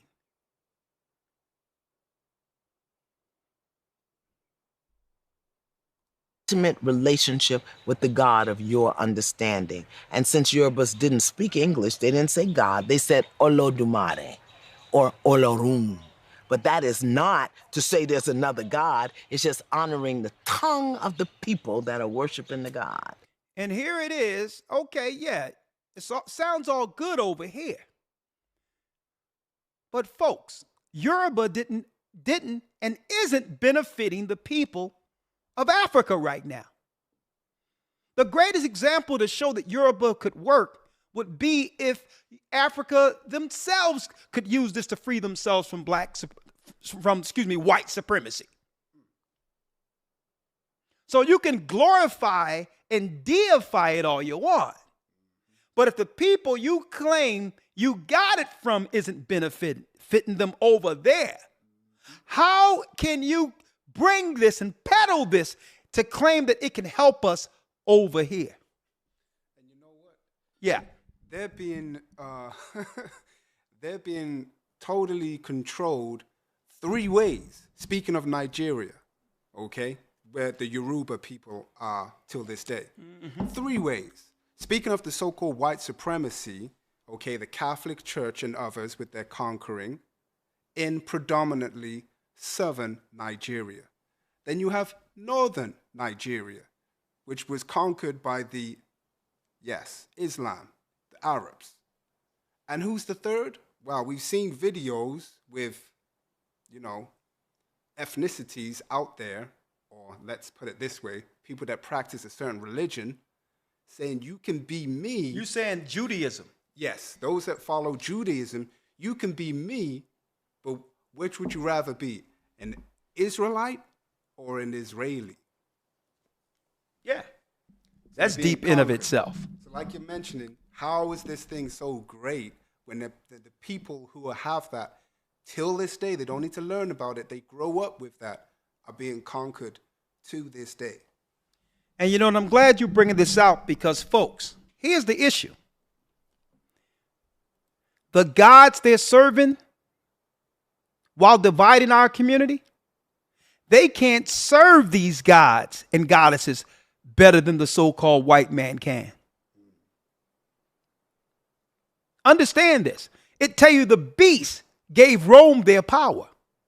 So when you fall into witchcraft as a black person, guess what, folks?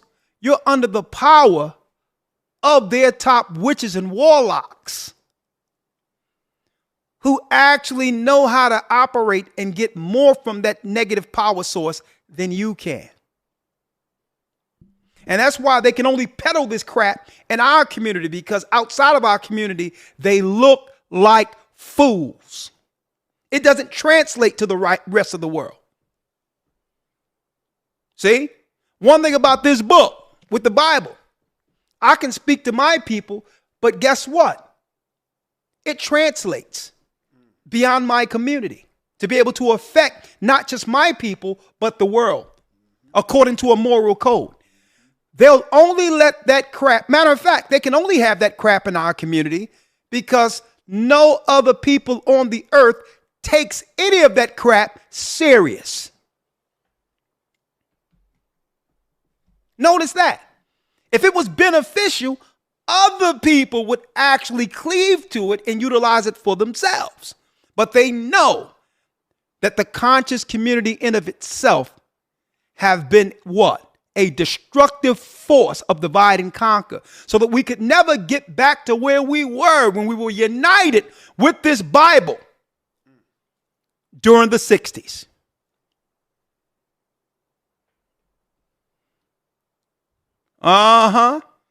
Hey, here we go. Now they're coming out from behind the shadows. Right? Let's talk about this.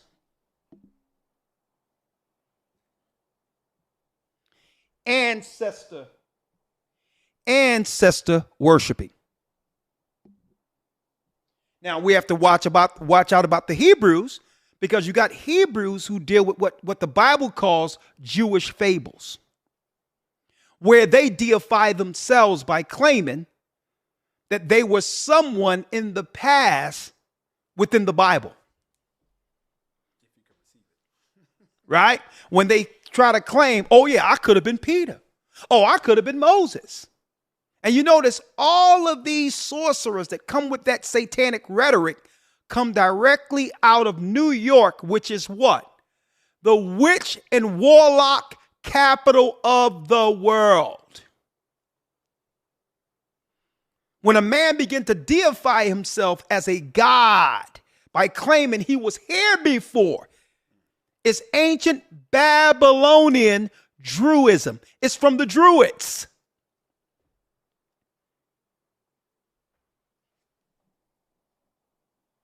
Going back to so-called Dr. York. Dr. York and so-called Umar Johnson. Because a lot of those titles, a lot of those things, I know, are fabricated. It can only work in this world by proclaiming your titles on the Breakfast Club, because that's where we get our news from. Ancestor worship. Let's talk about it. Ancestor worship. What is that? Hold on. Ancestor worship, the adoration or deification of the dead.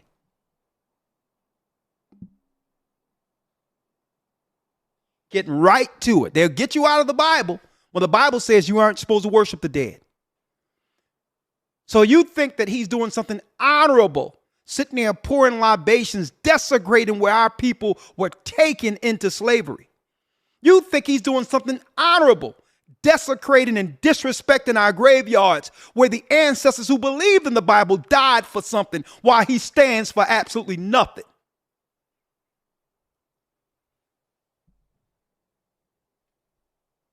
Here's the origin. Ancestor worship. The adoration, a matter of fact, let me get this here. Let me minimize it for you.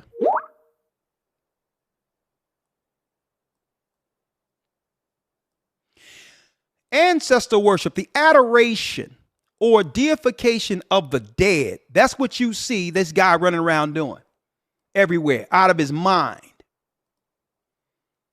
By the living members of the family, or, hold on, let me get this out of the way, or community. Ancestor worship.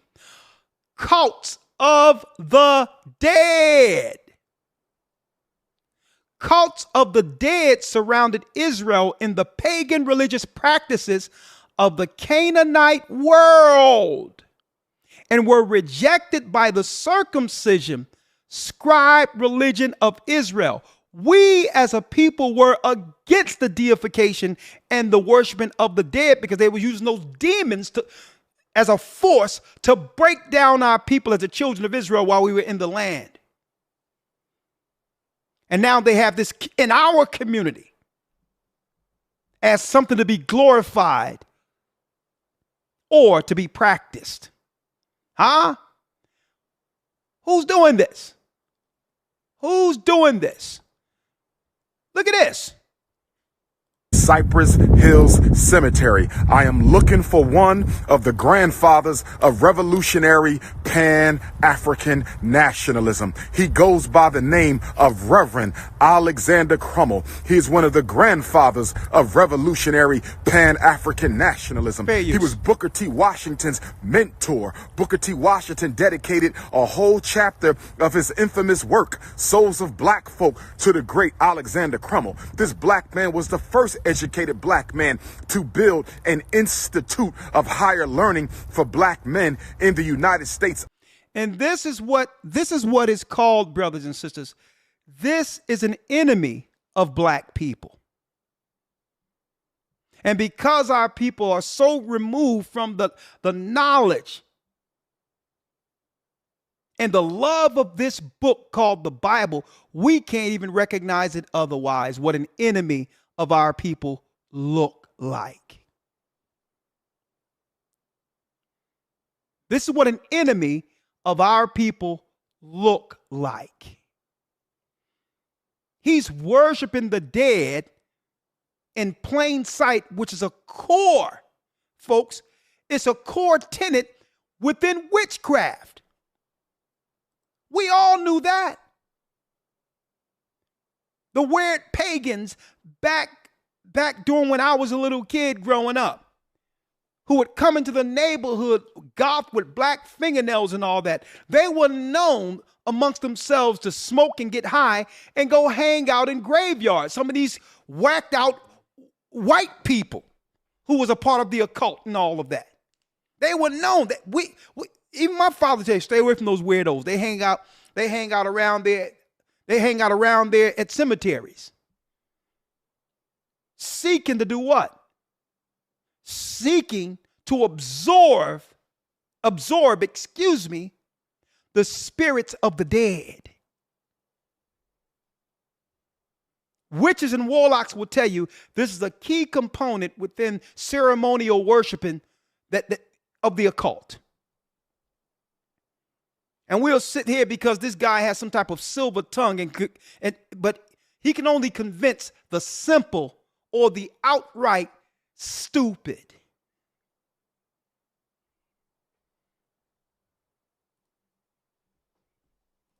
Of America. He went to Liberia, where he became one of the first professors of Liberia College. He was a pioneer in the field of black social work. He spent 20 years in Liberia as a principal and a teacher and a preacher, and even lost a child in Liberia. Nonsense. All the people he's speaking of believed in the Bible and would never go pour out libations and do what he's doing right here. Look at this. Let's see. Looking for the ancestor. Look at him, out of breath. We got 25 minutes left. We gotta find him.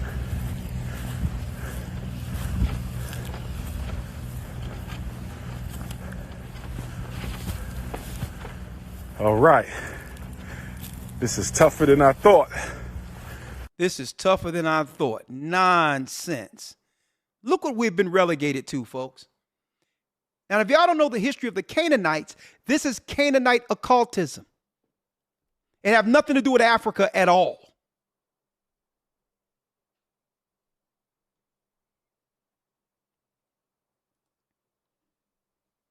It's a shame. All right, coming on the end of this, right? Come on, hold on. I have more to show you. I have more to show you here, right?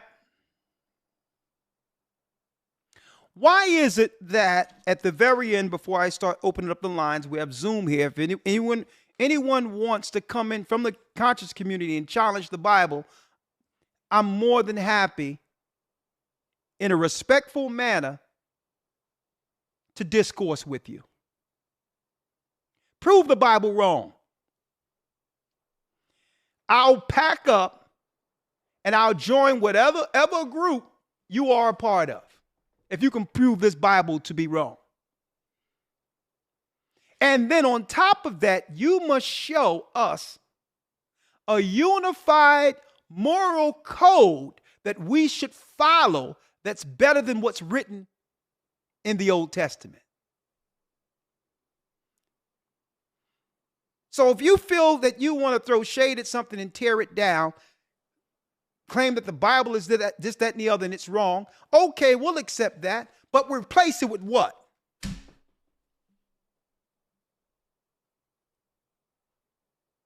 Because the people you call white supremacy, their own code with their religion is called the Republic. Okay, they're not divided in their core belief for power. Okay? The people that you claim you are against and all that, white supremacy, they're not divided through Egyptology, Islam, and all these others. They're unified under one law here in the United States, and they'll die with their life's blood to sustain it, and it's called the Constitution. Where's our Constitution? What law are we willing to stand for and die for? And I'm framing this way because I'm showing you the destructive. This is why the liberal party and all that financed the witches, warlocks as a political system in our community to erode us from the inside out, targeting our children who believed once in God and that Bible. And this is the danger, folks, right here, to end it up. Here is a late 1800 definition, 1828. Here's the original definition for black and why it's dangerous for us to unify under so-called melanin or the term black. Here's the original definition of black according to Webster's Dictionary, 1828.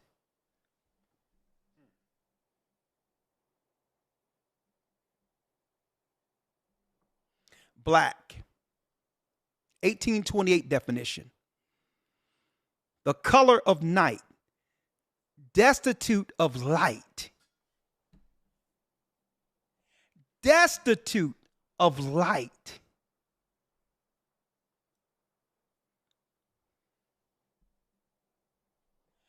Darkened by clouds as the heavens, black with clouds, sullen, having a cloudy look or countenance.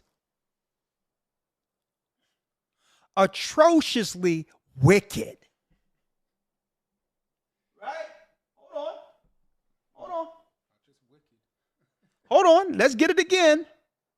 1828 definition. What? Let's get it. That sounds like the conscious community to me. Black power. Black power. Atrociously wicked was the original definition of black. Horrible as a black deed or crime. That's why the criminal element of our community, which have eroded our community, selling drugs and all that, predominantly came out of that community.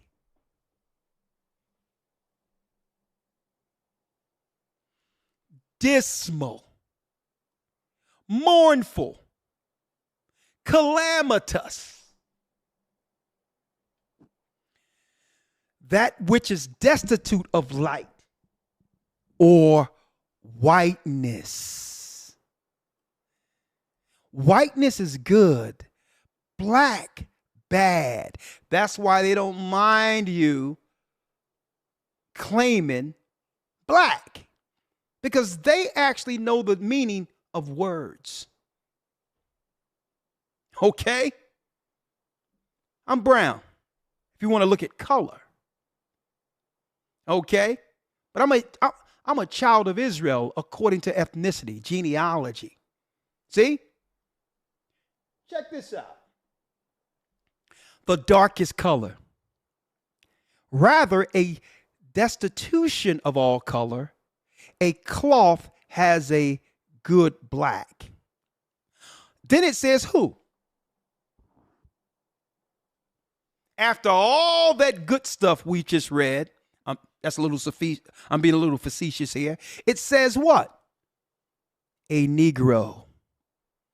A person whose skin is black. Oh, yeah. It even have a little what's going on with P. Diddy right now. Blackball. Okay. Blackball. That means you're out of here. Right? Blackball. To reject or negative in choosing by putting black. I'm going to leave that there. By putting black balls into a ballot box. These are not to be counted. Now, here we go now. Here we go. Now we must pose the questions. 515-605-9327. Right? Is the conscious community Satanism hidden in plain sight? Targeting those who would believe in the Bible to destroy us while the white supremacy get enough time, until the white supremacy get enough political fortitude and time to destroy our people. Is it Satanism in plain sight? And if not, what is the moral code or the benefit of, what has been the benefit of the conscious community? We're open for that too. Right? Last but not least, what are the claims the conscious community make in their criticism of the Bible and why they can agree with anything else except the Bible?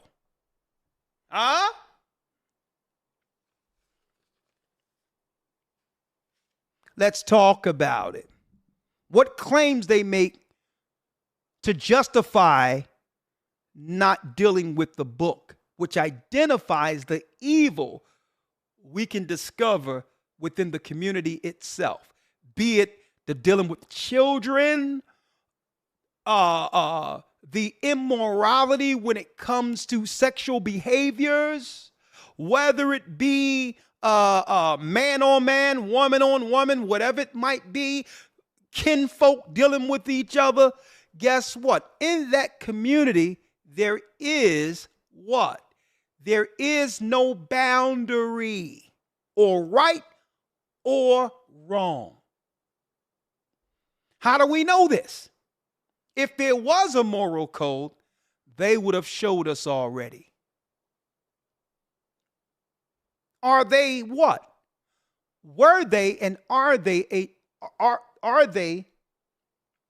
in particular a destructive force intentionally placed in our community to destroy us and keep our people from understanding the truth? The truth is that we are the children of Israel. And that we've always been a people of law and morality. Okay? And the only way to get back what we lost is to come back under that same law. Okay? So let's talk about it. Good questions. 515-605-9327. Lawyer, I'm going to call you right back. Let's talk about it.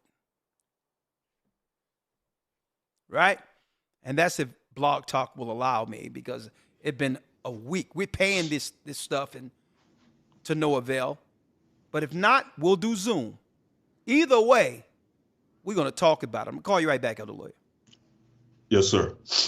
I'm going to pose the questions again. And if you're from the conscious community and you are respectful, I'm willing to hear what you have to say. Okay? And one thing I don't go for projection, and I don't go for changing the subject. They're good at that. Okay? Let's go. Let's go. Let's go. Blog Talk Radio. Let's talk about it.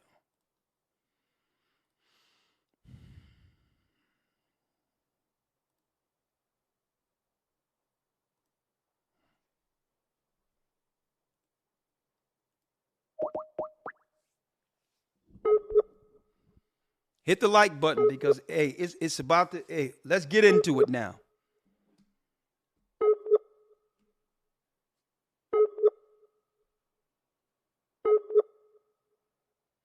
Waiting for the host.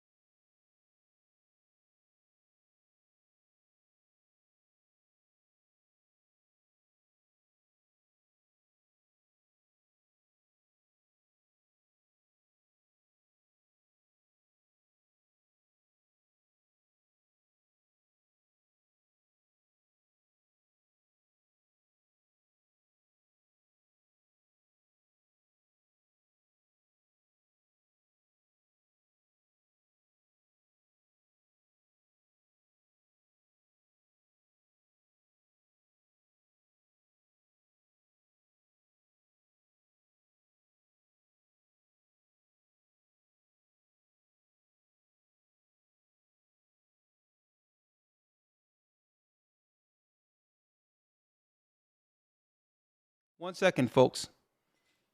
Blog Talk been giving us issues for over a week now. Look at this. And we're paying for this stuff too. Nothing. I've been dealing with this for over a week now. Obviously, someone don't like truth. Okay? Truth conveyed to the world. Someone, look at this. It isn't working, folks.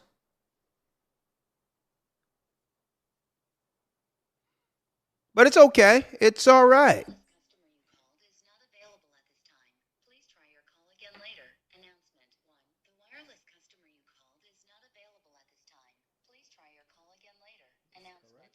It's correct. All right. We're going to try this. We're going to try this one. 1 second. One more again.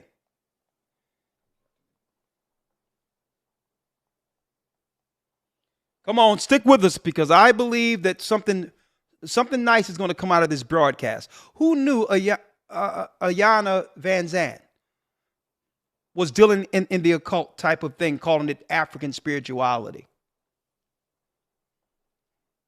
The Oprahs and all these others who've been used to destroy our community.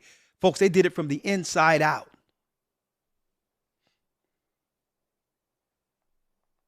Let's see, I'm going to try this. Yeah. 1 second.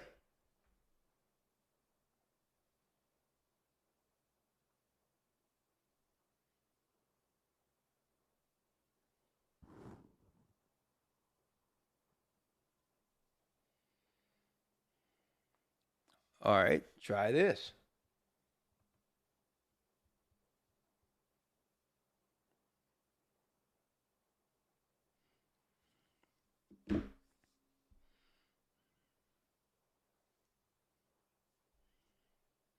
All right, seems like we're going to have to do the Zoom. All right, hey. And I guess I'll be doing some legal stuff when it comes to Blog Talk, or they're going to have to do some refunding over here. Straight up. No, it isn't working. We are currently experiencing issues with our broadcast system. Our engineers are working to fix the issue. They've been working to fix this issue, brothers and sisters, since about 2 weeks ago. All right, this is what we're going to do. All right. I'm going to do Zoom. We're prepping for the academy in a couple of weeks anyway, so we're going to be doing Zoom pop quizzes, so I might as well start here. All right, come on into Zoom. There go the link. If you'd like to say something, if you're from the conscious community and would like to answer some of these questions, I'll be more than happy to do so. In a couple of minutes, I'm going to bring in Gaja because he have to tell me what was the ins and outs of Peace FM when it comes to the conscious community, because he was dealing with that before he realized that he was Hebrew, before he realized he was an Israelite. So I would like his insight with an Israelite coming out of nowhere from the United States, presenting something that was totally contrary to everything that was at Peace FM, a so-called conscious radio show for the black community, so-called. All right. So we're going to talk about this. All right. I'll be right back as you all file in. One moment. And again, January 7th begins a new Hebrew and Bible Academy. You don't want to miss it. Shabbat is chopping at the bit with the news and what's about to come down the pipeline. You don't want to miss what's going on, folks. I'm going to tell you, because they're talking about a Black Swan event in 2025, whatever that might be. And I'm going to let y'all know what the Black Swan events, it could be anything, but it's going to mean something that would switch things around as far as the banking goes. That and more. And they're preparing for what happens in the United States if another election get finessed. All right. So hold tight. Let me pull this up. All right. Let's see. All right. All right, here we are. You see Zoom? Right here? All right, here we go. All right. All right, people are filing in. Thank you. Thank you. And tell me what you think about the information that was broken down. Let's answer some of these questions. And before we do that, let me pull back Elder Lawyer, because obviously, I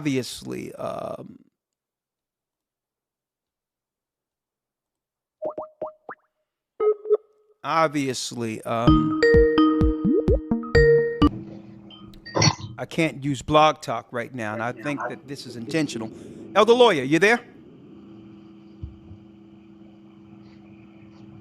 Elder Lawyer.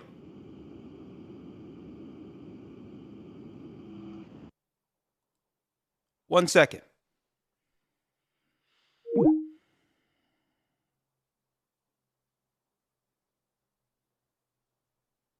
One second, folks. Okay, I see you all filing, and I'll let you in with Zoom in a moment.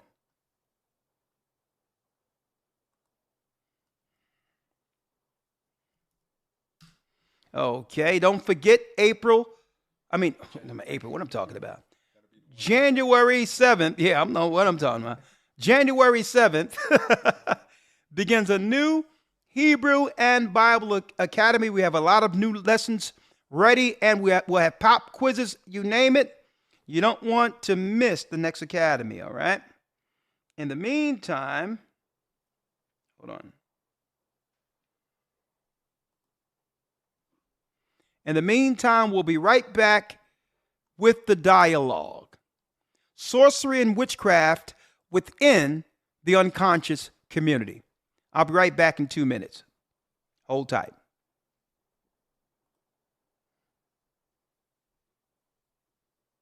The Bible. Is it hard to understand?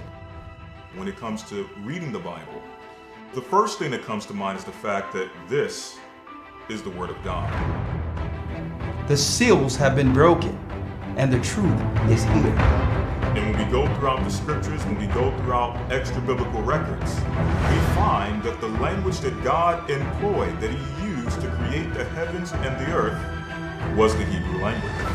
Christ said, I came for the lost sheep of the house of Israel. But yet no one, no religious leader, no religious church out there anywhere can now identify the 12 tribes of Israel. Can we? God is quite simple, but it seems as if man makes understanding him hard. What are those mysteries? The truth of your book. And the truth will make you free. The Hebrew and Bible Academy. You're invited.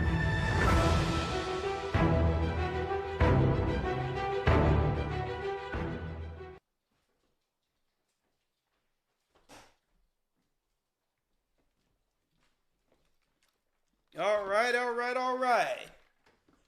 Okay, let's do it. Let's do it here. Bless you, bless you. Let's start letting some of the people in. Thank you for your participation in the academy. I have Shapat with me right now and waiting for Elder Lawyer to call back in on a different device. But in the meantime, let's see who we have working here. All right, view. We're going to bring in first and foremost Kwame from Africa. Kwame from Africa, first and foremost. Make sure you allow, just make sure you choose your audio device once I admit you in, okay? Kwame, how are you, my brother? Okay, that's Elder Lawyer. That's Elder Lawyer. Elder Lawyer, you there? Yes, sir, I'm here. All right, where's your video? All right. Thank you, Elder Lawyer. Let me make sure you're good there. All right, Elder Lawyer's back. All right, let me move over here real quick. All right, make some room. All right, we have Brother Kwame from Ghana. Are you there, Kwame? All right, let me switch out the speaker so they can hear you. All right. All right, say something now, Kwame. Shalom, Elder, please, can you hear me? Yes, I can hear you loud and clear. You're calling in from Ghana, correct? Yes, sir. Yes, sir. All right. What say you on the broadcast, what we're dealing with today? First of all, I give praises to the Most High, AHAYAH, and also Elder Shapat, I greet you, as well as Elder Lawyer. All praises. Well, Elder, talking about the witchcraft, in fact, witchcraft is very, very, very deep-rooted here in Ghana. And before I say anything, the place where that brother, Umar Johnson, was standing, I know there. I've been there before. That is a dungeon in Elmina Castle in a central region. In fact, Elder, when you enter that place is very dark room. There is no light there. And there is a shrine in that room where people do all sorts of witchcraft, pour libation as he was doing over there. And that place is not a place to desire or the place to be there. I've been there myself.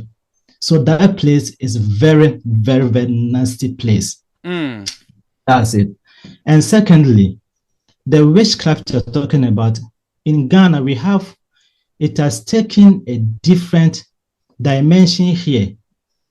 Within Christianity, Elder, now in Ghana, almost 70% of the Christian pastors, mind you, are claiming to have some anointing oil, ointment, and soap, which they are selling to people when you watch the TV and radio, they are publicly selling it. So they claim that their creams and their oils have power to solve any spiritual problem. So if you need favor, you can come for the oil. If you need a good marriage, you can come for the cream. If somebody is disturbing you, or your boss is not giving you peace at your work, come for this oil. And this is what is going on here in Ghana. It's very, very, very weird and very disturbing, Elder. So the witchcraft is also being practicing here, even among the Christian pastors. Which is the Christian very, very pastors are doing witchcraft? Talk to us about that. Exactly, Pastor. Because when you go to a Christian pastor, the first thing they will ask you to do, either to buy anointing oil or quote unquote holy water. In fact, I was invited to a local TV station, to teach this truth, right, Elder?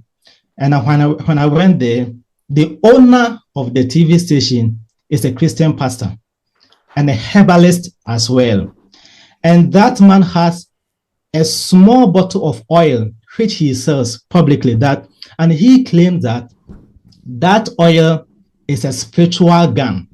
So if somebody is disturbing you, and they say it without any shame, that if you want to get rid of your enemy, just come and buy the oil, write his name and put it in the oil, and they'll give you a time frame that within that time something must happen to the person or the person should die. And people are running to buy the oil from a Christian pastor who calls himself a bishop of a church. And that is what is going on here in Ghana.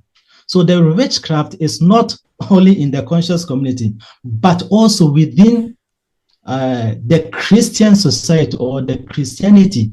Witchcraft is brother, let me ask you this. These Christian pastors know that the Bible in of itself is against witchcraft. Christ and the whole Bible speaks against it.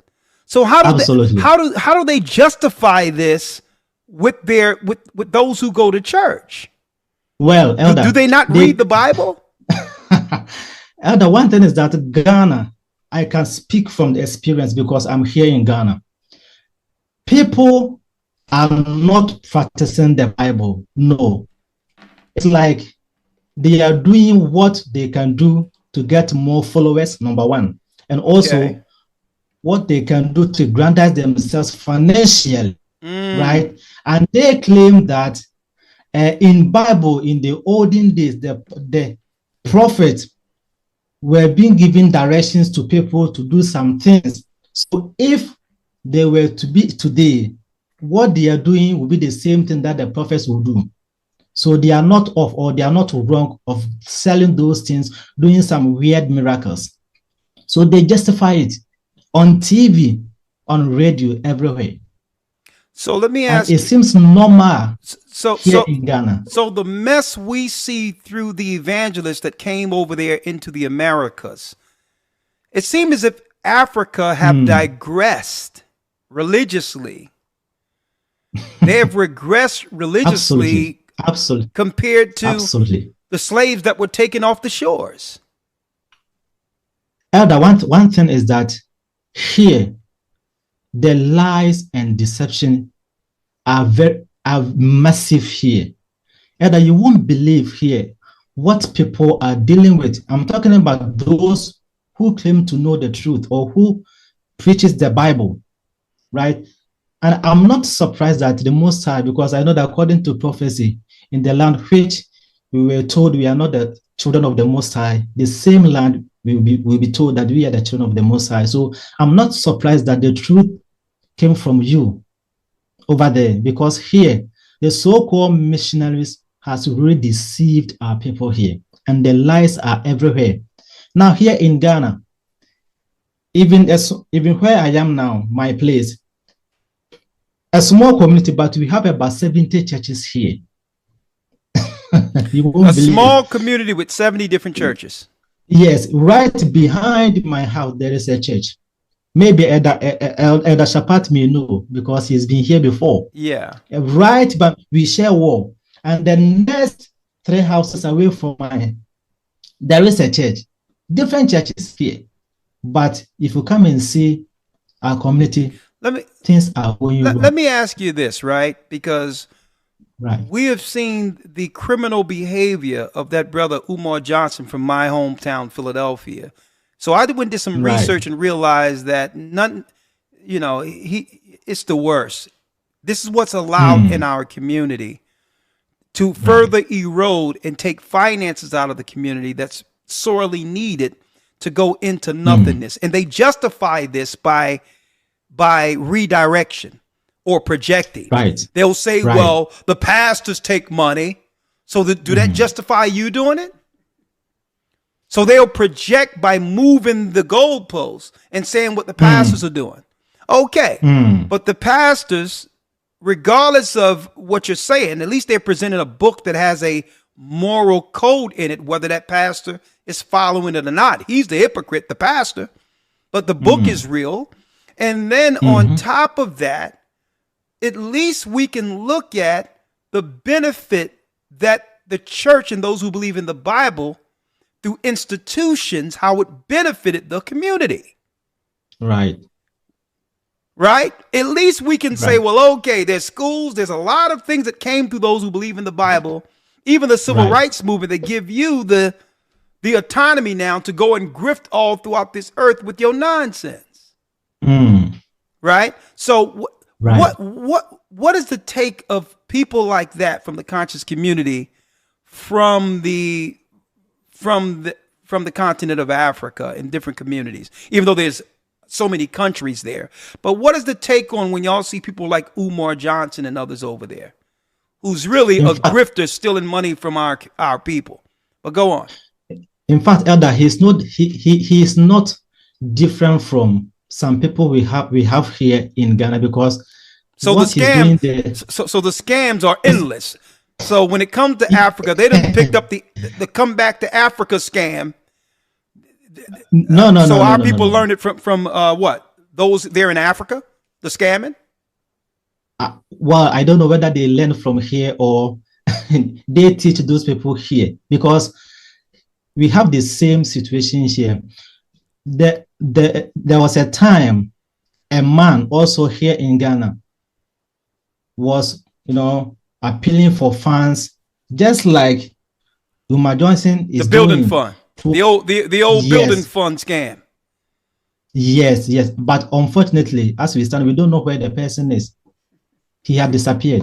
A lot of people contributed a huge sums of money to him, but now he's nowhere to be found. So the scam, but as I said earlier on, it has now. No, what I'm asking is, do people in Africa, when they see people like Umar Johnson with the con game and libations and all that, do y'all know? Do y'all, looking at it from over there, do y'all know he's scamming over here? Because this is what y'all recognize amongst your own, the children of Israel there? In fact, I can speak for myself. I know him because I've been following your lessons for some time. I know what he stands for. But some people, when they see people from United States, they see them as maybe as celebrities. Exactly. I got you. Exactly. Okay. All right. I got you. They just follow them. Oh yeah. By the way, the guy who got away with y'all cash, like we got someone here that's getting away now. Let me ask you: was there a school before he left? What happened to the building? Elder, even if there was a one block laid, we can even comfort ourselves with that, but there's nothing. Look at that. Well, brother, you're doing a great job over there. You're standing against all odds, the witches, warlocks, and sorcerers. But brother, you're baptizing, and brother, I thank the Most High that you are holding a fort there in Ghana. Praise the Most High. Until I see you again, man. I can't wait to see you. But hold the fort. We're together in spirit, my brother. Thank you, Elder. Thank you, Elder. Shalom. So let yourself out. Oh yeah. Yes, sir. The Yes, back. sir. You can let yourself out, and as you can see, the Back to Africa scam is actually happening in Africa too. All right. Hold tight. 1 second.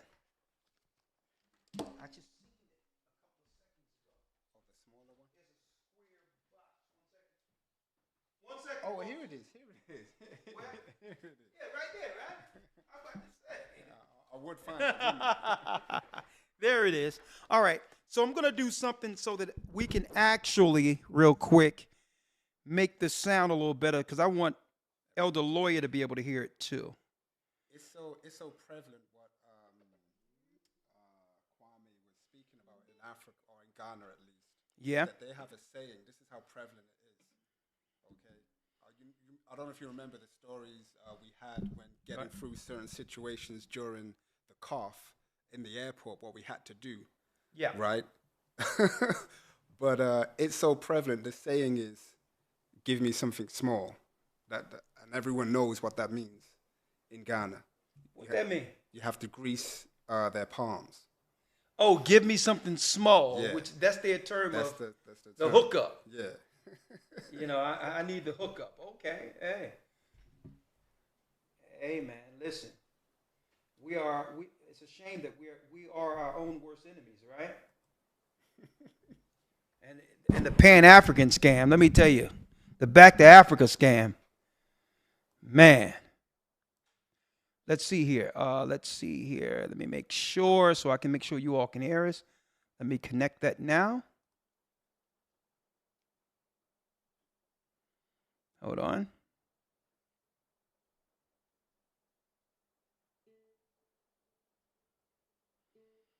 Hold on. I'm connecting this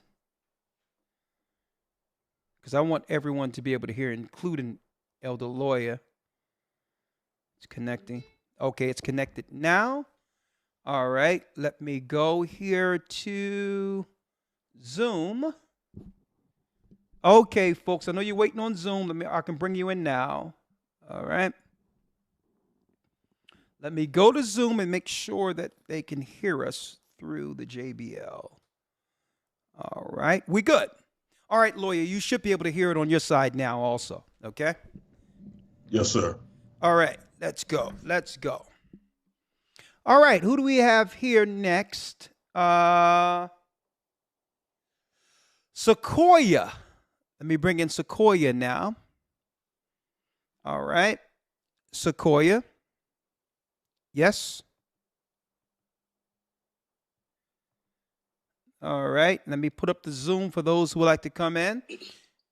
In particular, also that if someone is coming in from the conscious community and would like to explain to us, I'll be more than happy to let you in.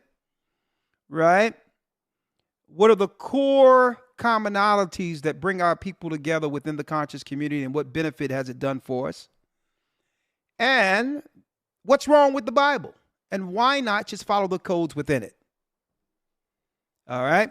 And if not the Bible codes that can put us on one accord, I need you to give me the Bible or the moral foundations that you believe in according to a moral code that we can all come together under before we're destroyed. All right? Okay, we have Sequoia Herman. Okay, Sequoia Herman here. Let's see, Zoom here. How you doing, Sequoia? I'm good. How are you? I can hear you loud and clear. Go on. So yeah, it's Sequoia. I don't know if I put it on there wrong or not. First off, all praise to the Most High, and thank you for allowing me to get on here. The floor is yours. You kind of cut off. The floor is yours. So I'm taking a little different approach right now. So it's more on the relationship side. Kind of earlier when you showed that video of the young lady, and you said to our men, if they see this type of woman to kind of run the other way. I have a similar situation. Well, I'm not going to put the man's information out there or anything because I know he's not an enemy and I still love him. But there was someone that I dated who at the time when I first met him, I got the same information as far as he was spiritual when I asked if he believed in God. And so me not understanding, I was only so far into my studies. I still brought him to my dad, which was my stepdad at the time. And we both was learning, and we both thought that, hey, he was a good guy. He seemed honest. But as time went on, we started seeing things where, he was very into crystals or incense or different things.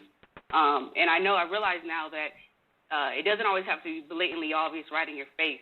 It doesn't have to be, what a lot of people see, all the things that people use to show what a warlock or a witch is. Sometimes it can become a little more subtle. And he was very big into like affirmations and just being good. And so I agree with you. I do think that it is just a cover of just Satanism. And one of the main things that I realized was every time I would try and, have these conversations with him, one of the main things I would do is try and get him to talk to my father. And it just seems like it would post him every time he would try and talk to him. At that point, he really just wanted to separate me from my dad. But he did it very nicely. It was under just, hey, you're my woman and I love you, and why don't you follow me, and different things like that. And also being an Israelite, I understood that, hey, it's not his fault that he didn't understand this information. So he kind of made it seem like he was interested in learning, but never actually showed the physical things of trying to really understand the information. So he would, my dad would call him, or I would ask him to call my father, and he would start kind of drifting into reasons why he couldn't call at that time, or not standing by his word or different things. So it didn't seem like he was really there for the information. It was more of just to continue the relationship and kind of elongate it. And the last thing I'll say is it was also kind of like you talked about Dr. Umar earlier, how that school, he kept pushing it back and pushing it back. Well, I'm not going to lie. I looked up, and every time I thought he was actually trying to learn the information, I'm looking up, and all of a sudden I'm a year and a half, 2 years into this relationship, and nothing's changed.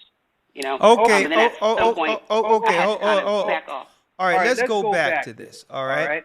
So when you say 2 years into the relationship, okay, are you talking about the fact that, and you can just be candid, you were in a relationship with Umar Johnson? No. In a relationship with one of the guys that I met out here. Not okay, Umar you Johnson. you said it was a spiritual brother that you don't want to mention. Is he someone that's popular that if you did say his name, we would all know who he is? Oh, no. I was just giving an example of someone who called themselves spiritual, someone that I worked with at one point. So you worked at a place, and I told brothers earlier, stay away from women who say they're spiritual. Yeah. But yet with some level of ambiguity without saying exactly what you're worshiping. And you have an example of a person who you thought because they seemed like a nice person, you probably were attracted to the brother, right? Yeah. And he seemed like a good guy. I mean, from the outside looking at it, you would think he's honest. I mean, kept a job, nice, clean. But I was looking at the wrong things. I didn't, like you said, that moral foundation, we don't tend to vet that first. So what do they justify or what type of code they follow to say that it's good in particular? A few of the things was he was very separated from people, and it was because of his esoteric thinking. It was because no one else understood the way he could understand. So there was a certain level of knowledge that kept him separated. So family or me removing myself from my father was justified. No, I'm asking again. Maybe you didn't hear me clearly, right? Like there's a clear line between what's good and evil within the Bible. Like you can hold me to certain, I would say, civil laws. Thou shalt not steal. Thou shalt not kill. Thou shalt not commit adultery. Thou shalt not lie down with mankind as you lie with the woman. These are clear, defined laws. That's universal. That the Bible stands on. When he said that it's about being good, what is the moral compass, or what is the foundation of what he would claim to be good? Is there anything he could actually, I would say draw from as a reference? There was no reference. I mean, I'll say this. I remember he was studying out of the Kabbalah, and he would kind of stop right there with the good side of things, and it was just depending on each person and just their spirit, whatever they were drawn to. Everyone had their own ability to just find what good was. I got it. One moment. Yeah. So I got it. So in a nutshell, let's see here. So in a nutshell, what's doing both? You see it? They saying it's echo, but I don't see any other thing moving but the roads. They say there's echo on my side. I don't know why. Oh, I know why. I know why. Okay. Is it still echoing, brothers and sisters, or not? Hold on, let me make sure I'm not echoing here. Is it still echoing, brothers and sisters? I just need to know.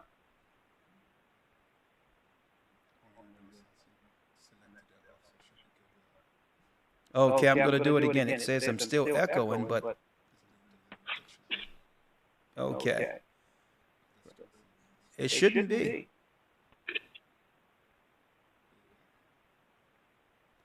All right, let me try something else then.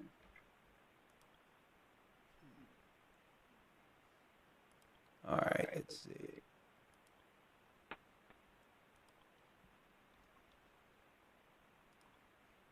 I know what to do. One second.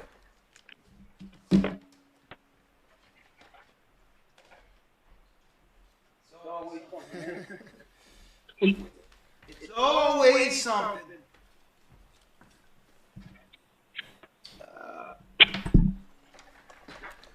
One second, sister.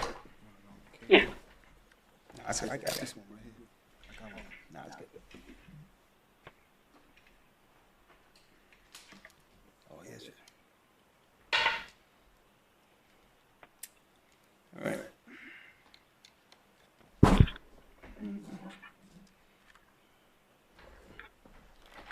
One second. I'm going to get rid of that once and for all.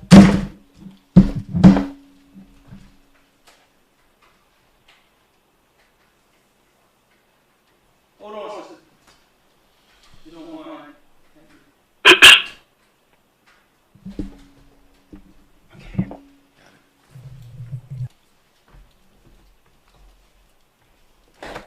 it. All right.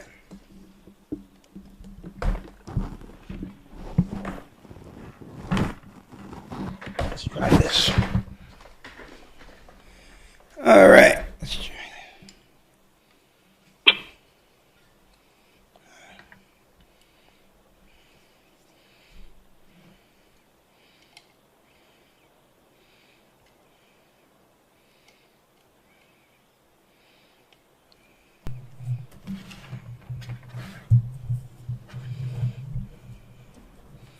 I think they're messing with me. That's it right there. I think that was the issue right there. Yeah. You see that? Check 1, 2. Is it still echoing now? Yes. Please tell me whether or not it's echoing. Because I've seen this. Yeah, it was. I turned it down. Okay. It's still echoing? All right, this is what I'm going to do. One second, because I need to fix this. I got it. Get out of the way. Boom.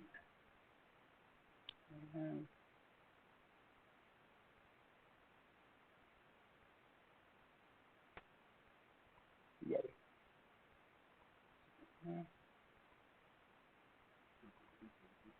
It could be, but I think I can fix it this way. Yeti. Check 1, 2. Check 1, 2. Check 1, 2. Check 1, 2. You see the Yeti? Let me try this. Property. Oh, yeah. Yeti. Check 1, 2. Check 1, 2. That's it right there. All right. 1 second. Let me fix this, sister. 1 second. And. Okay, sounds good. Perfect. Yeah, we good. All right. All good. There you go. Okay, sister, you hear me now? Yeah, I can hear you. Okay, so it's 100% better now. All right, go ahead. Just pick up from where you left off at real quick. That was kind of it. I mean, I was just saying, you know, I dealt with it more in the relationship sense, and not vetting the moral side and being concrete on what he stood under, just because he said he was spiritual, and kind of like, I believe AHAYAH, or the lady who holds relationships, it was similar. She said that God word, and he said God as well multiple times, and I thought that he believed in the God of Israel, and it wasn't, Okay, you know, he so justified. So I have a better question for you now, Sequoia, and thank you for your time. I'm sorry for the technical issues here. You're fine. Obviously, you began to tell him what you believe. You knew you were a Hebrew at that time, right? Yes. And what was his take on your core beliefs in the Bible, or why did he deny the Bible when you attempted to actually show him that this is the way? He said that parts of the Bible were okay. It was a good, like, philosophies in a sense to follow, because he used to be a Jehovah's Witness, and he went from being a Jehovah's Witness to going back into the world, per se. Okay, so that can you explain at least one of the core issues that he had with the Bible, the claim that it wasn't right? Yeah, that everything mimicked, like religious-wise, everything mimicked each religion or a religion prior, in a sense. So, like how Christ, there was Muhammad, you know, and so everything mimicked one another. Okay, so he was speaking generally. That all religions mimicked each other. Yeah, without even recognizing the differences that's within the Bible itself. He didn't actually read the Bible to know the difference. That's just what a conclusion he came to on his own. Yeah, I mean, from what he told me back when he was Jehovah's Witness, he had studied. But as far as since he left it, he never decided to pick it up, back up, and verify whether or not that was true. Okay, all right. So actually, the Jehovah's Witnesses aren't teaching the Bible correct. So I guess that's one of the issues, is that they go to these religions to find the truth, and these religions aren't teaching the truth concerning our people in the Bible. They don't teach us where Israel and the Jehovah's Witnesses. So, and that's why he said he left. You know, was looking for something higher. Okay, all right. Well, thank you, sister, and I'm glad you are part of the work. What city and state do you live in right now? Where are you from? I'm from California originally, Long Beach, but I live in Texas though, in like the northern area. Are you in the Texas body now? No, I'm trying to join. I just actually emailed and everything. I got the information, so I will be soon. All right. Well, hey, I hope to see you in this coming Passover, right? Oh yeah. All right. Well, thank you, sister, and bless you. You can let yourself out, and I'm going to go to the next one, and maybe we can get somebody in here from the conscious community. You can let yourself out. In the conscious community can actually give us an answer to some of these questions. All right. The first question, right, is witchcraft okay in the conscious community? What are the rules concerning sexuality, and what's immoral sexually according to the conscious community? Right? That'd be a good one. Okay. At what age could a man start to think about relations, with a woman, or even before she actually becomes one? What are the claims that the conscious community make in their criticism against the Bible? Why not utilize the Bible at least for its laws to get on code with one another? If you don't believe in anything, why can't we all just come together and agree on the moral, civil, and dietary laws amongst one another? They're all contained in the Bible. And if not, what laws should we follow? Can those laws that can put us on code, could we find those laws within the conscious community? If so, where? Okay. All right. That's a few more. Sister Carol. Sister Carol. Please connect to audio while entering. And after that, we have Kayam. Sister Carol, how are you?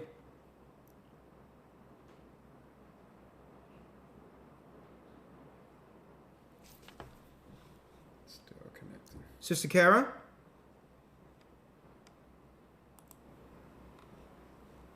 All right.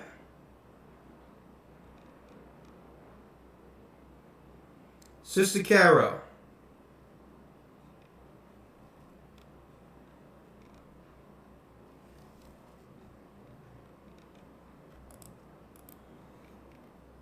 Oh, that's why.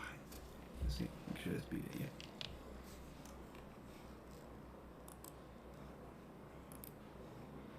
Yeah. Okay, Sister Carol is still Trying to connect. She's still trying to connect. Hold on. Oh, there we go. Okay, Sister Carol, unmute your mic, please. Unmute for us. And thank you. We're still in here, kind of thick. 2,000, even though we are Some serious. we're using the midnight oil almost. Sister Carol, please unmute.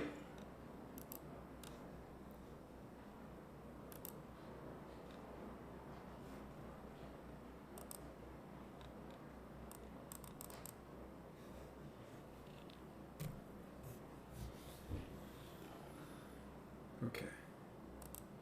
What those dots do next, right? Nothing. Yeah, I think I'm having an issue with Zoom now all of a sudden. Okay.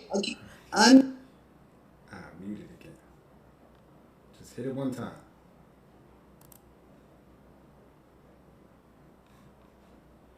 All right. You can do it from here on the right. Okay, can you hear me now? Yes. Yes, I can hear you. Oh, Elder. I apologize. It just all of a sudden just went whacked on me. This been acting crazy all night. Hey. I'm going through the same thing you're going through. Yeah, you should see what's going on outside. But we're breaking down quickly, so give me some insight. What do you think about the broadcast tonight? I learned a lot about the broadcast because there was things I didn't know, but like what? I see them every day. Like what? As when you were talking about, when you were speaking about.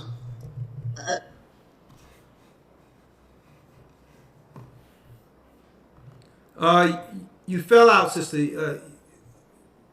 It fell out. Okay. Well,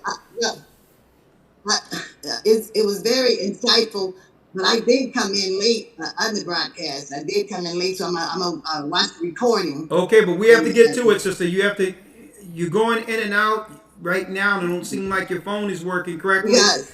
What in particular? I just recently met a gentleman that he's atheist, and I haven't heard an atheist spoke to anyone atheist in. You mean an atheist? Yes, he don't believe he don't believe and he don't believe. He said the universe just existed. Okay, but in particular, what stood out of the broadcast that you didn't know? You said there's a few things that you didn't know from some of the details I brought out this evening. What are they in particular? All right, sister, do me a favor. I'm going to have to just let you go because right now your phone isn't is it Oh, cooperating? this is my laptop acting crazy. Okay, well don't worry about it. Just let yourself out, and the next time you call in. But Elder, this is something No, sister. Right now, it's not going to work because I'm hearing every other word. So let yourself out.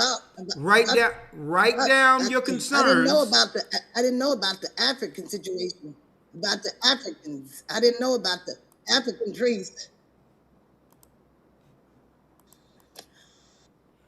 Okay, sister. Unfortunate that I think you got dropped there, but just call us up next time through a different device. All right, because it's very bad. It's very bad broadcasting. All right, right now. All right, thank you. All right, Kayam, Chris, and we have Navigators for a Healthy Louisiana. How you doing, Kayam? Yes.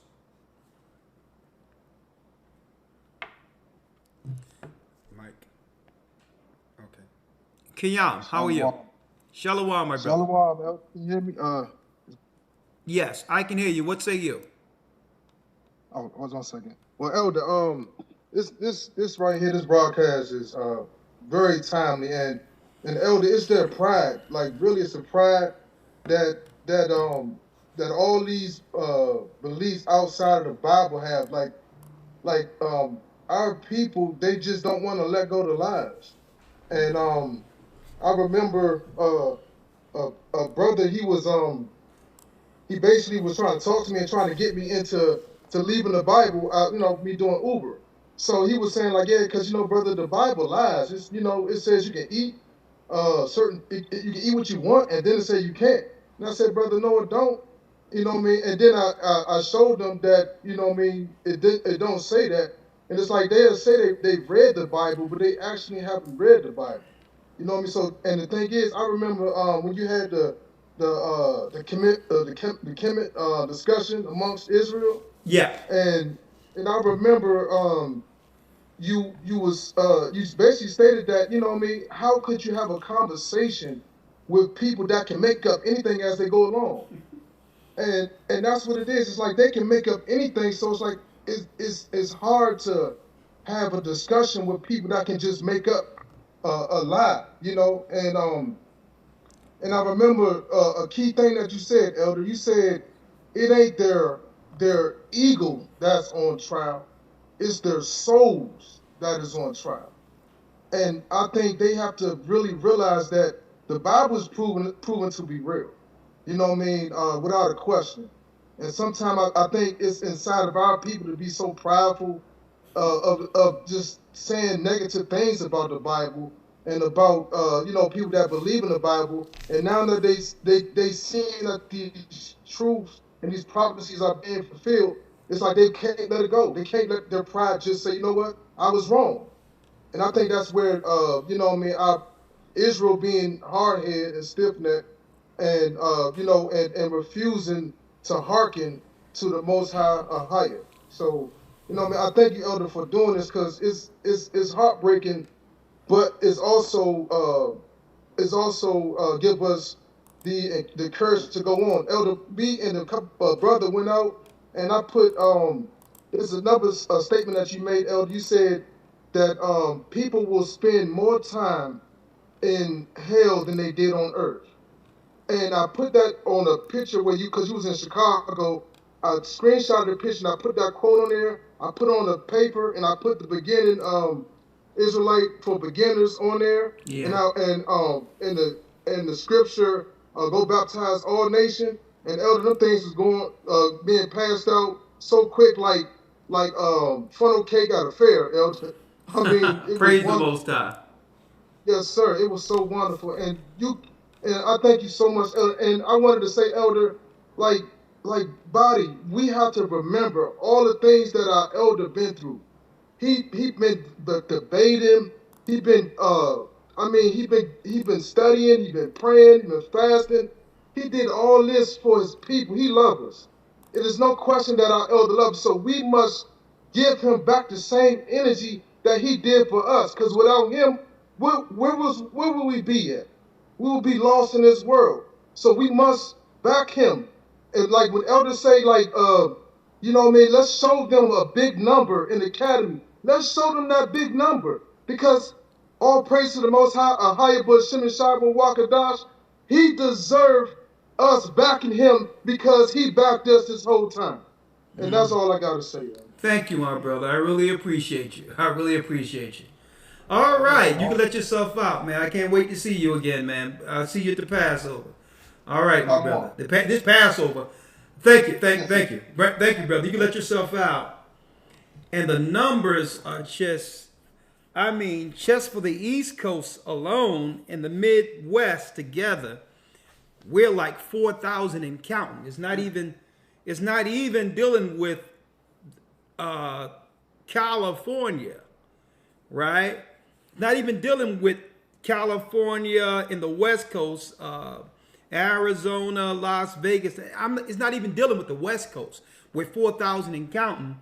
It's not even dealing with the UK, and I can't wait to see what Africa does. So this Passover is going to be different. I'll tell you. Get ready, y'all. The saints. Boy, it's good to be here right now. It's good to be living. Even though it's the end times, the prophets long to see the day that we're living in right now. The awakening of the children of Israel throughout the four corners of the earth. Something else. All right, let's go to Navigators for Healthy Louisiana. Make sure your volume, make sure you hit your microphones. Make sure you hit the microphones coming in.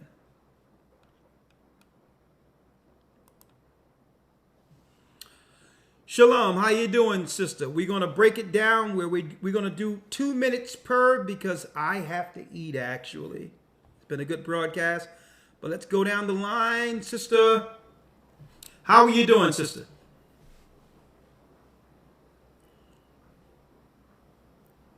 She's connecting to audio. I'll wait till you connect. Okay, I guess she fell out. All right. Kavon Jones. Kavon Jones. After that, we have Kadera Castor, Officers REI, and Christopher Mann. And we'll end it there.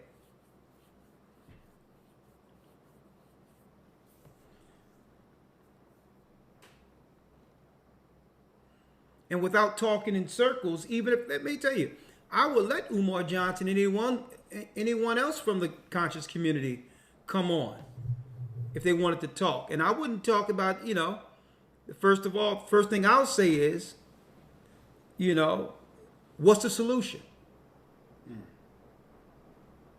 You hear me, Elder? Yes. Hold on, Kavan. The first thing I'll ask is, okay, let's not talk around in circles. You claim to be for our people. What's the solution? Please don't talk about that school. And we ain't talking about that school. That school ain't gonna happen. So what's the solution? And if he asks me what the solution is, I'll say the law, statutes, and commandments. If we get on code with that, that's a good start. The law, statutes, and commandments in the Bible. Because ever since we left off from that, our people have been dealing with hell ever since. And then they'll say, well, the Christians already had the Bible. No, they didn't. Look how long our people had the Bible in the Christian church. You can have whatever you want to have. But if you're not living by it or teaching out of it, what good is it? So what good is you trying to claim that the Bible is wrong when the pastors weren't teaching out of it? If they would have gotten on code with the law, statutes, and commandments a long time ago, we would have been out of this a long time ago. So let's go back to the original premise. What's wrong with all of us in the conscious community and all of that? All together, coming together and say, we're going to abide by the moral, civil laws within the Bible, one amongst each other, and hold ourselves to it. What's wrong with that? You can't blame that the white man would have nothing to do with us getting on code with one another. Like, for instance, the Ten Commandments. Excuse me, sir. The Bible says thou shalt not steal. Kicking a can down the road for 10 years to promise our boys a school is stealing. There is no projects without a deadline.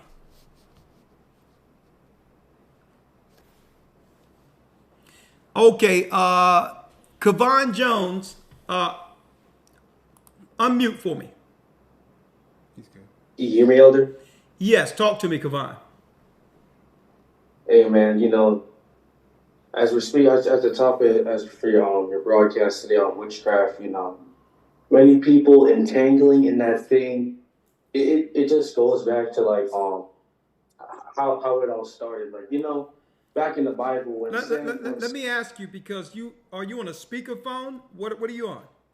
Yeah, speakerphone. You can hear me good? Okay, I'm gonna need you to get closer to the phone. Okay, I'm close. Is that good now? That's better. Go on. Okay. So as I was saying with the regarding the witchcraft and all these things, like it goes when you go back right to the Bible, you know, when Saul asked his servant, because when he was at his lowest point, the Lord left him. His kingdom was being stripped. Now let me ask you: are we talking about the conscious community, or are you just giving us a point on witchcraft and now what the Bible says? Just giving a point on witchcraft. Oh no! What we want to do is we want to talk about, because we all know witchcraft is wrong. The Bible clearly states it. What we're talking about is a conscious community doing witchcraft and Satanism in plain sight, convincing people who believe in the Bible to leave the only book that can identify that destructive sorcery is what we're talking about. We want to keep it on topic. Okay, yeah, no problem. All right. And I mean the conscious community, because you know they just want to ensnare our people into their trap, and that's really what's going on with this conscious community. They want to ensnare all our people to go their direction, so that our people are still stuck in the same. I'm still stuck in the same way, in the same place.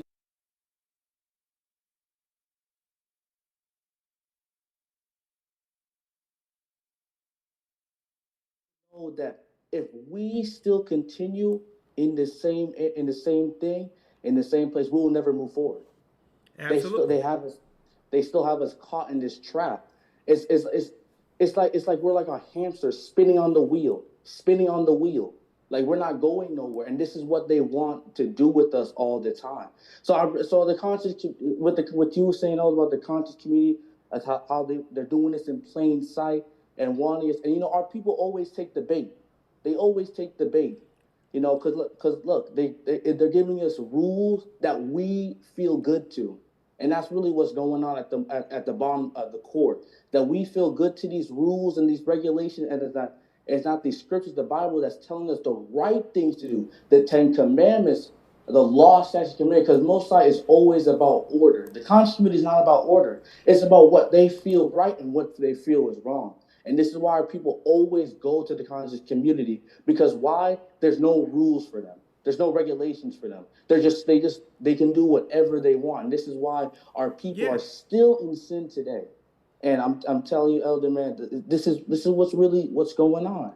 And I know we have a few points to bring out, man, because you know, it's just this is not going to end. This is why we have to wake up our people to get them out of that mentality state of mind, or else they're just going to stay there. Well, brother, you made some great points. I'm gonna get to the next call. Let yourself out. You made some great points. All right, thank you so much, Elder. Thank you, my brother.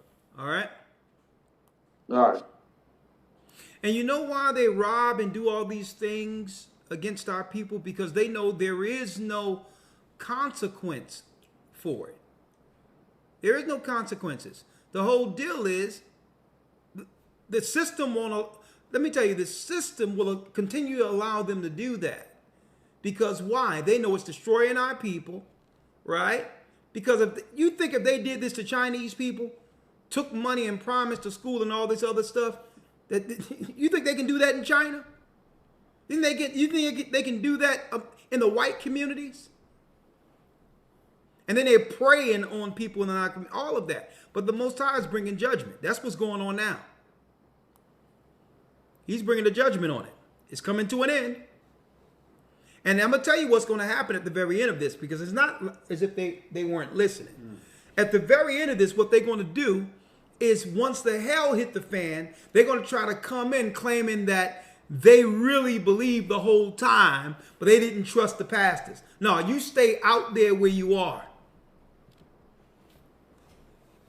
That's what's going to happen. That's going to be the next con game, because they cannot deny that the prophecy that's going on in the earth right now, there's only one book that can actually explain it. The Bible. You don't hear anyone out there talking about, you know, the Quran said this prophecy was going to happen. Right? Elder Lloyd, anything you have to say, you can come in anytime you want. We have let's see, Christopher Mann. Shalom, Christopher.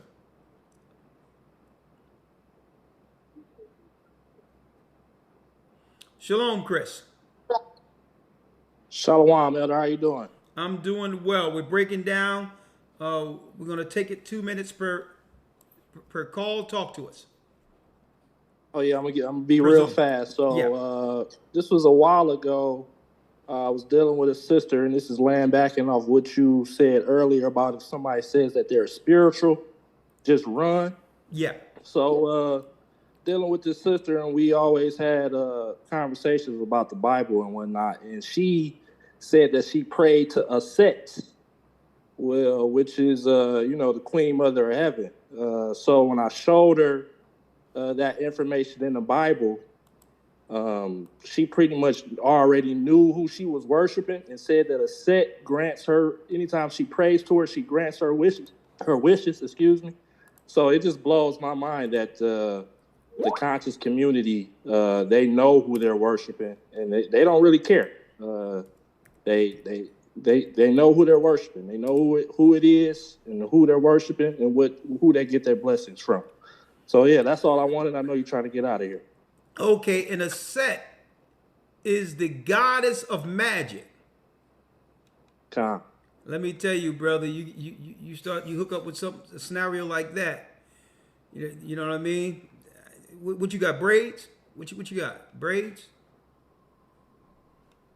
Oh, I have dreads. You have dreads? I'll tell you what, Yes, there'll be a dowel with some dreads on it, like a pin cushion. If she don't get away. Yeah. You'll be getting jabbed on a regular basis. It says, a Set was one of the most important goddesses of ancient Egypt. Her name is the Greek form of an ancient Egyptian word for throne, deifications and all that of women, which is whack. Isis was the daughter of the earth god Geb and the sky goddess Nut, and the sister of the deities. And that's another thing. That's another con game they got within the community, the conscious community. You know what I mean? Yeah. Calling women mother goddess and all that to actually do what? Flatter women. But really, there's no moral code on their obligations to them. Yeah, and that's what I asked her one time. Like, what guideline do you... Because she said she practiced African spirituality. So I was like, what guidelines do people who practice African spirituality, like what is it? And there was no answer for that. So there's no guidelines. You know, yeah, it's none at all. It's a free-for-all. Okay. If you ask anybody who's in that community, they never have an answer, because it's pretty much like Aleister Crowley says, do as thou wilt. Yeah, I mean, I need you to think about this. In a nutshell, so let's stop playing around with it, okay? You a witch. That's what I said. You a witch, right? Oh yeah, yeah. That's all they can say that they are witches. Yeah. It's people that are it's young women that are part of that community who openly, there's a wine out here called Witch's Brew, and they drink it. They really embody what a witch is and what they practice, and they're in it 100%. Well, thank you, brother. Some great points. You can let yourself out and hey, warn our people that witches will burn in hell. Let them know. My brother. Yes, sir. Witches yes, sir. and warlocks. I just want to say all praise to the Most High for all the knowledge that you and all the elders have brought out. Elder Dale and all the bishops and deacons in the Detroit body as well. Shalom to all you brothers, and you guys have a good night. All right. There you go, Chris. Shalom. Shalom. Here it is. A man who was a main staple within the conscious community himself. Elder God in the house. A round of applause here. Gaja. Shalom. Can you hear me? Oh yeah. Let me put my headphones on, man. Good to see you, young man. Yeah, man. Good to be here, man. Good to hear from you, man. Good broadcast. Been chiming in all night, texting you. I'm sorry, man. I'm trying to. Let me tell you, I'm spinning about 1,000 plates right now. Oh gosh. The equipment going out. Blog Talk not working. I'm like everything. Hold up. Let me put Lawyer up here for a second while I get you in here. Talk to me, Gaja. You was a main staple in the conscious community over there. I know they was mad when the Most High got you, but go ahead. Yeah, boy, the conscious community, boy. Boy. I mean, it's come a long way. Like seeing this thing right now. It's funny, and you're like, wow, like. I remember one time you said to the elder man, yo, you're going to look back and go, yo, you were tripping. Yo, proper tripping.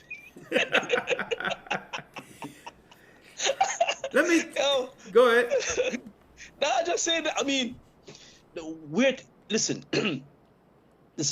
I was going to send you some information over whilst you're talking, whilst you're on talking about Islam, right? Yeah. And let me tell you, man, Islam is Lucifer himself. You with me? That's Lucifer's, Lucifer's bread and butter, that one. You thought Christianity was bad? Yo, Islam is on a next level of witchcraft and demonic sorcery. When Brother Kwame came on from Ghana, yo, listen, in Africa, you have the main religions in Africa, right? Is Christianity and Islam. Islam is probably about 90% of Africa. Christianity, yeah, the remaining 10%. But the main religion there is witchcraft. That's the main religion. I was in Egypt. A couple weeks back. First time going out there, man, and it was an eye opener seeing Egypt. You with me? And like you said, this garbage that these guys are peddling over this side, that nobody knows about that over there. You with me? Nobody knows about that. Nobody is practicing that garbage or believe that over there. Nobody believes that. You with me? It is witchcraft and Islam. When you go over there, the oils and the incense and the statues and all of these things that they're peddling, yeah, we know what that is. You with me? Oh yeah, another Gaja. I lived there for a while. A lot of people don't know here in America how many gods and goddesses the Egyptians actually worship within Islam, right? They have so many gods and goddesses as Egyptian citizens. They got a thing where they playing chicken with the calves. You know how fast the calves go out there. They play chicken, and if you get hit by a car, it was the will of the gods that you got hit by a car. So they would just walk, knowing that if the gods are with you, you won't get hit. Yeah, even if you jaywalking. If you made it to the other side, the guys were with you. I don't think people understand. We're not talking about a regular street here. This is the highway. Yeah. This is the highway. Listen. You have never seen people drive, out of their minds unless you're in Egypt. I mean, they're using the force over there. They driving with straight the force, sleep and everything. A cigar in their ear, a cigarette in their ear, and yeah, man. I mean, their cabs be driving sideways, and you have people over there. And I'm like, yo, what's going on here? It was like, listen, if they get hit, it's the will of Allah. But go ahead. I was over there and I'm like, yo, wow, you with me? Like, you know, it just, you know, went up into the hills, saw some of the natives, saw like, you know, a different side of the thing, and just look at it, man, and go, yo, you know, I can see Israel being here, and the most I say, yo, listen, do not learn anything what these people do. And listen, hey, Gaja, how were they able to sell a con job of Egypt to our communities in the Western world? You know what, Elder? People need to travel. People need to just go and see these places. If you travel, you'll understand it. All of these guys telling you about Egypt, and they've never been there before. You get me? Umar Johnson talking about Egyptology. Why is he in Ghana? Ghana is a Christian community. Why in Ghana? Go Egypt. You understand? Go to Egypt and go try and sell that garbage that you're coming with. They will stone you over there. You understand me? No, for real. They'll stone you. You're gonna get stoned. He's in Ghana. Why? Because Ghana is the preying and that ignorance, like Kwame said before, that okay, he's from America. Let's hear him out. We went to the slave castles. There's nothing nice about it. There's nothing pretty about it. There's nothing giving you no energy for the ancestors. The ancestors got beat, whooped, murdered, raped in that castle. You understand me? There's no energy that they have that I want to bring back like that. The only thing that could have been going through the ancestors' minds in that castle was that, we messed up against our God. That's the only thing could have been going on with them. When you listen, Shapat there can tell you. Shapat almost knocked out the tour guide for keep referring to us as what did he say? Shapat, he kept calling us like the property or the slaves or something. Yeah. He kept using it, and we're like, no man, don't say. Yeah, like don't do that. Nothing going on over in them castles right now in Ghana that anybody can go and say, these ancestors, did this and did that. No, man, these ancestors sinned against the Most High, hence why they were in that condition, and they would have realized it there and then. 1,000 of them in one dungeon. The gate of no return, where if he was fat, like Umar Johnson could have never made it through that, You'd have to slim down a bit because. Come on, brother. Yeah, that would have been the door of no return. But go ahead. Oh my God, I'm taking a bad thing for laughing. Listen, let me tell you. You have to go there, you have to see it. The Bible says, travel gives a man wisdom. Paraphrasing. People need to travel out and see these things and understand what's going on out there in the world. The conscious community cannot go to Egypt and sell that in Egypt to anybody. They will be stoned and deported. Quick. And let me tell you, you know how they try to glorify it over there in the conscious community in New York? They'll show a camera of the pyramids and all that. Let me tell you how you have to navigate around the camel dung just to get into the pyramid. Oh my goodness, Allah. Don't even talk about the camel dung. The smell. It's in the midst of, let me tell you, it's like Nino Brown Taj Mahal going in. I'm talking about the Taj Mahal that was in the movie, though. Do the Right Thing. Navigating in that type of neighborhood over camel dung. And I'm like, let me tell you, they totally fantasizes Egypt intentionally, knowing our people are ignorant. Mm-hmm. Ignorant.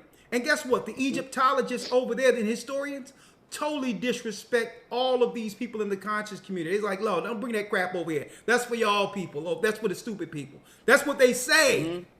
Mm-hmm. For real, it's like when the whole Kemet, remember Kemet and trial and the Israelites had the debate and all of that. Yeah.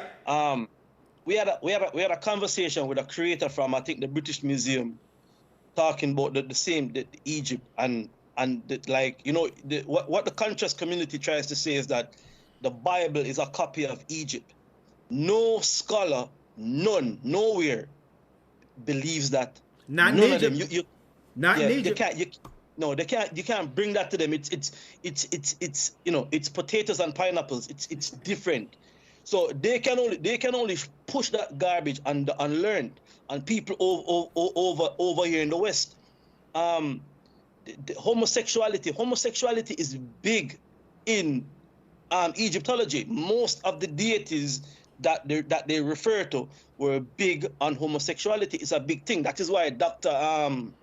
Malachi York, with his amalgamation of Islam, Nuwabics, Egyptology, all that together, why he was so big on that, why the sex rituals are well within it. Egypt is ancient Babylon, doing ancient Babylonian customs. Why the certain religious organizations, without calling names, coming out and saying it's okay for certain things to happen, when we know that, you know, these religious organizations been dealing with little boys, pedophilia for years, and nobody been saying anything about it. Not that it's a crime amongst them, but it's actually a ritual amongst them. This is part of their ritual that these young priests coming up have to go through. So Egypt is an extension of that. It's the same gods being passed on from one civilization to the other, from one, you know, the names change, but it's the same gods, the same practices, the same worships going on, and it's there. You see it, right? You know. Anyways, let me hold it. And that's why they had a book.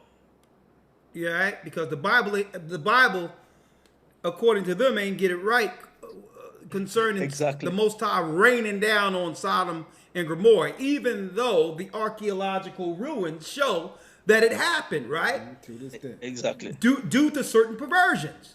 Well, exactly. Well, you know, Dr. York in his infinite wisdom. Yeah, with his infinite wisdom, had to bring his own interpretation. You know? Yeah, no, we ain't gonna deal with the Bible. We're gonna deal with the Bible's interpretation of Sodom. By my book, Sodom Misinterpreted.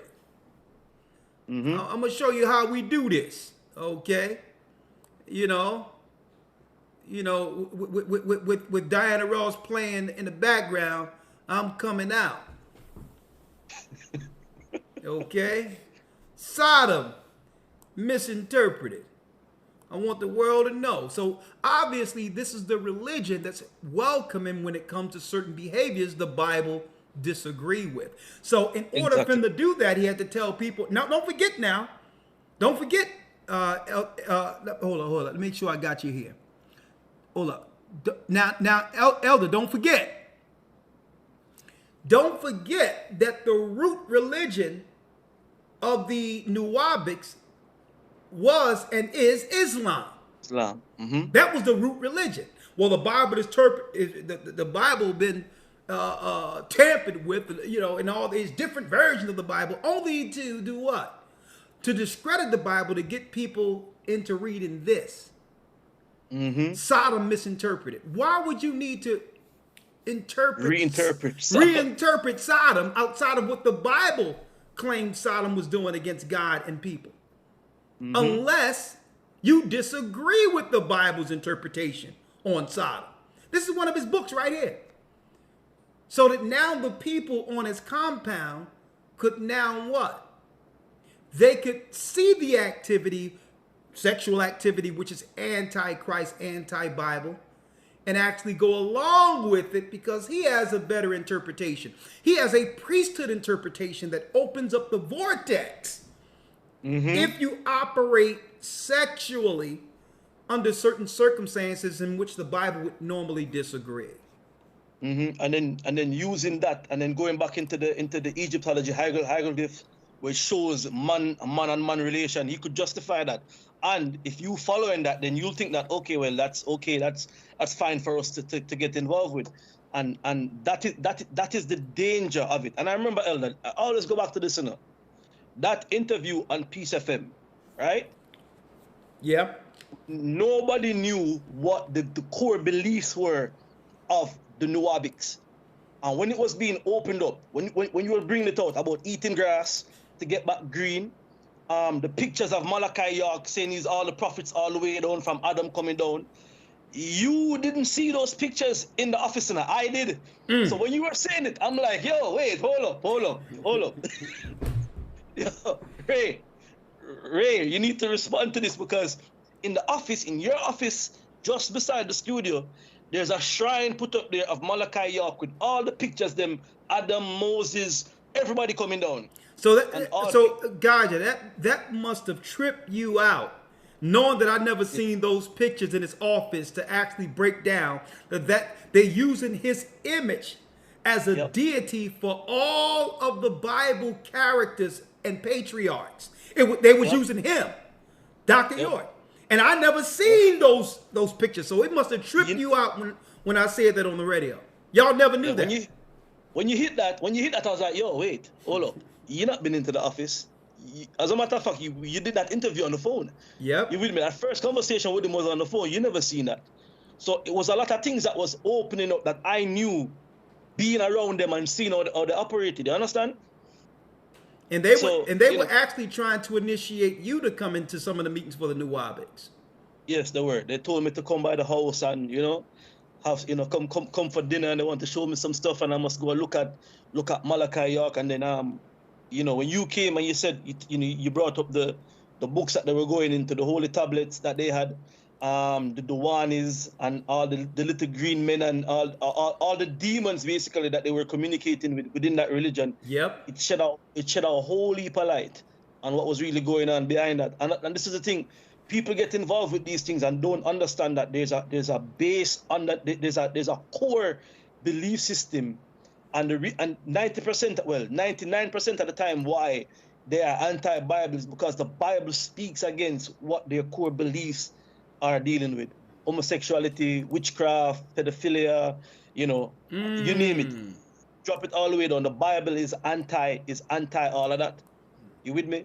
And it took it's like Umar Johnson, right? Umar Johnson is going around right now claiming to be a Garveyite Pan-Africanist. Listen, Marcus Garvey was a commandment keeper. Knew he was an Israelite. He believed in the Bible. Yeah. Yeah, Marcus Garvey knew that. Most of the preaching style, or you see the pastors preach, like especially the ones out of the Caribbean, they get that from Garvey. That's how Garvey would talk. Go back and listen to any one of Garvey's speech. Garvey was a pastor. Not only that, Garvey wasn't just about black people. Garvey was uniting the whole of Latin America as well. Garvey had over 11 million members. A lot of them came from South America. A lot of them were from the northern tribes. You understand me?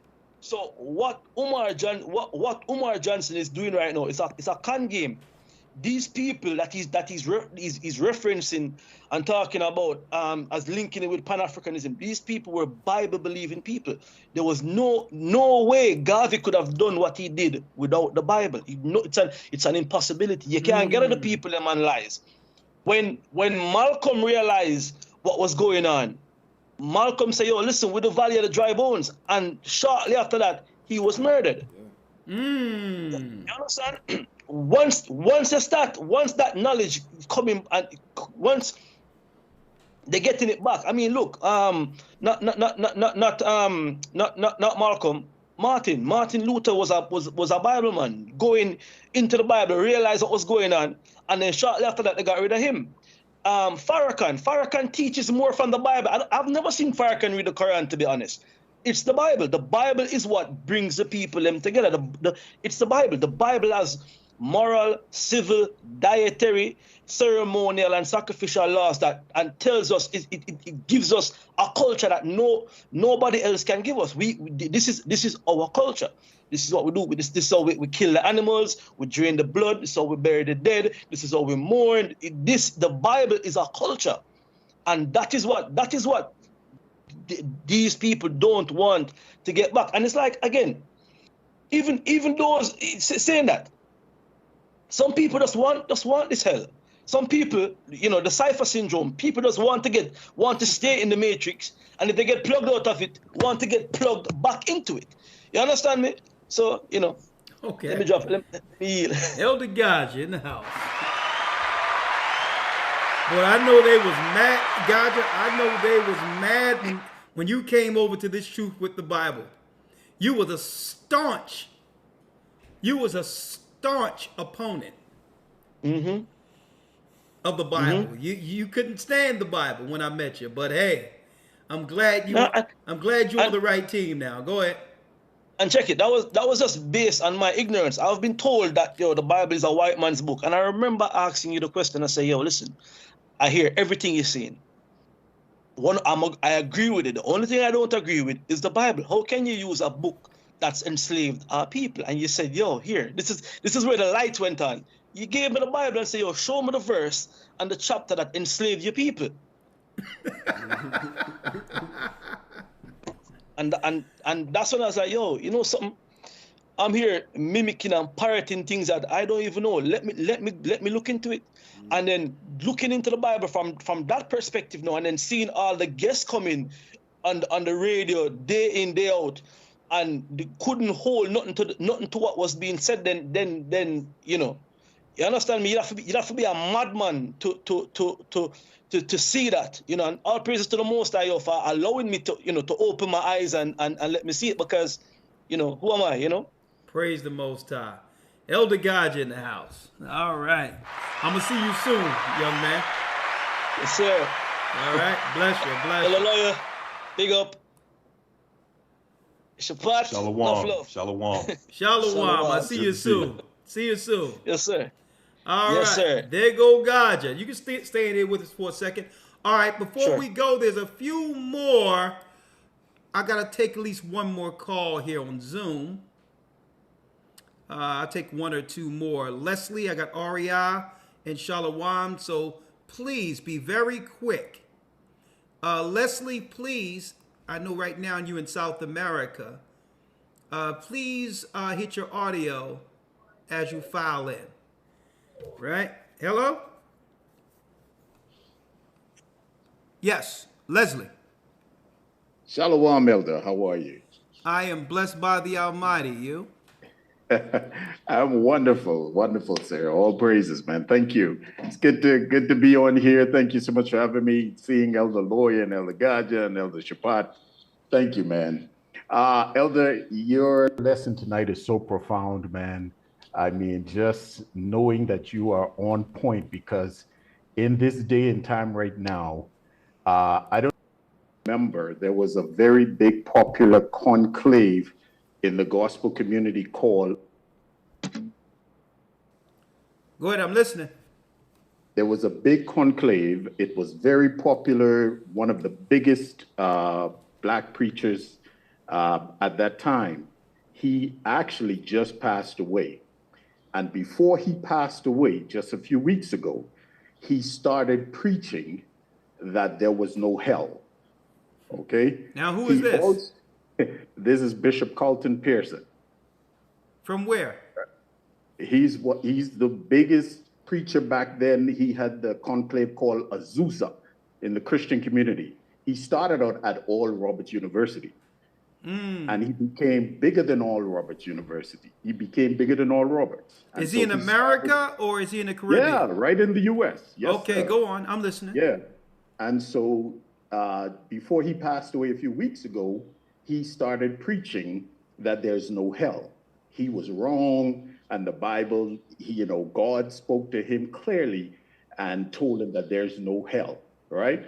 And so he started preaching this gospel that you spoke about, Elder, and that's why I say you are so on point.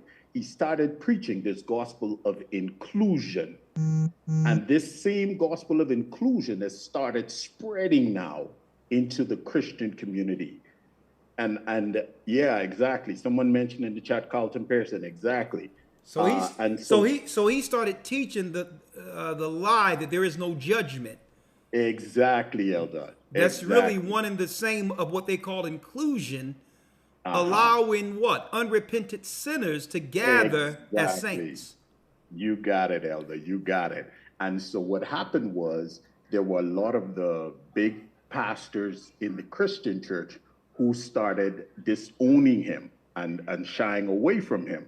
And so now his gospel of inclusion, and you asked the question earlier tonight on the broadcast about why do you think they may be getting away from T.D. Jakes and those.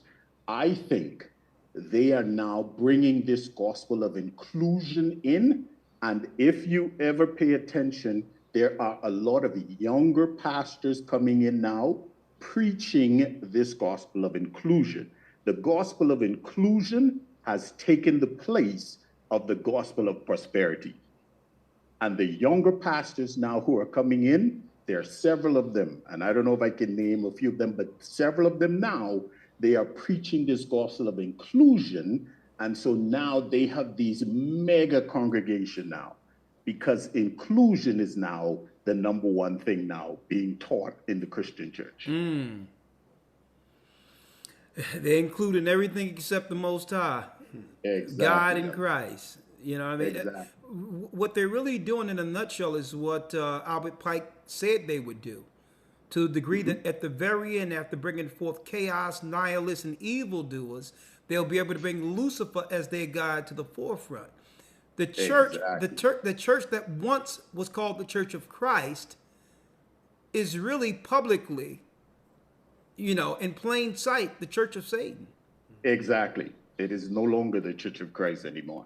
And like you said, Elder, this allows the people who are so hungry to hear something and to hear the true word. This is confusing for them and conflicting for them, because why?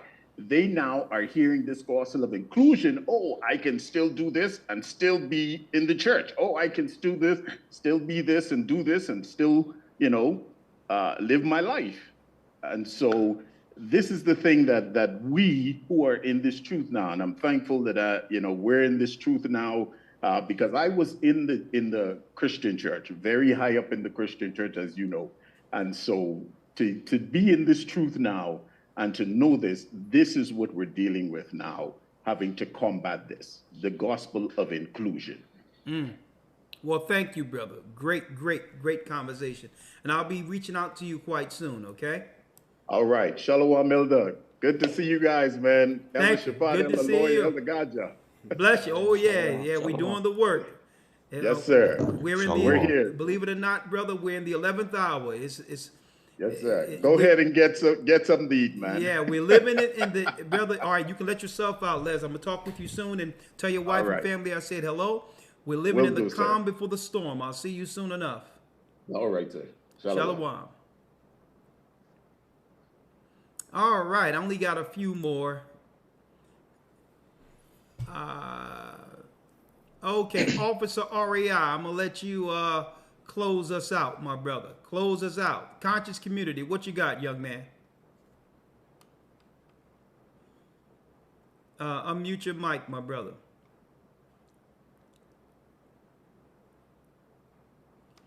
Yeah, just unmute. You can do it on the right for him. I can do it for him? Yeah, the right one. No, I can only ask him. Okay, I got it. I see it. All right, REI, talk to us. Hey, Shalom, elders. Good evening, Elder Ricard, lawyer, Elder Gaja, Elder Shapat. Man, blessed broadcasting, just laying back in on everything everyone else is saying. It really is that, Elder. Do me a favor, turn me off in the back. Turn down the volume for YouTube. Got it. Just for YouTube. Yeah, thank you. Okay, there we go. Yeah. My apologies. All right, Shalom, Elder. Shalom. Lord yours. Yes, sir. Man, all praise to the Most High. I have you over here cracking up, Elder Gaja, man. But, Elder, I'm going to tell you, it is the same thing. It appears like everywhere that the Southern Kingdom is a lot, we see the same practices of the antics of those scamming, and our people are falling for it. And what the last caller just said, Brother Leslie, you have people out there who want to hear the truth. They were listening to pastors so long that, you know, the book was sealed from that. Now they're falling for anything because they really don't have a solid foundation.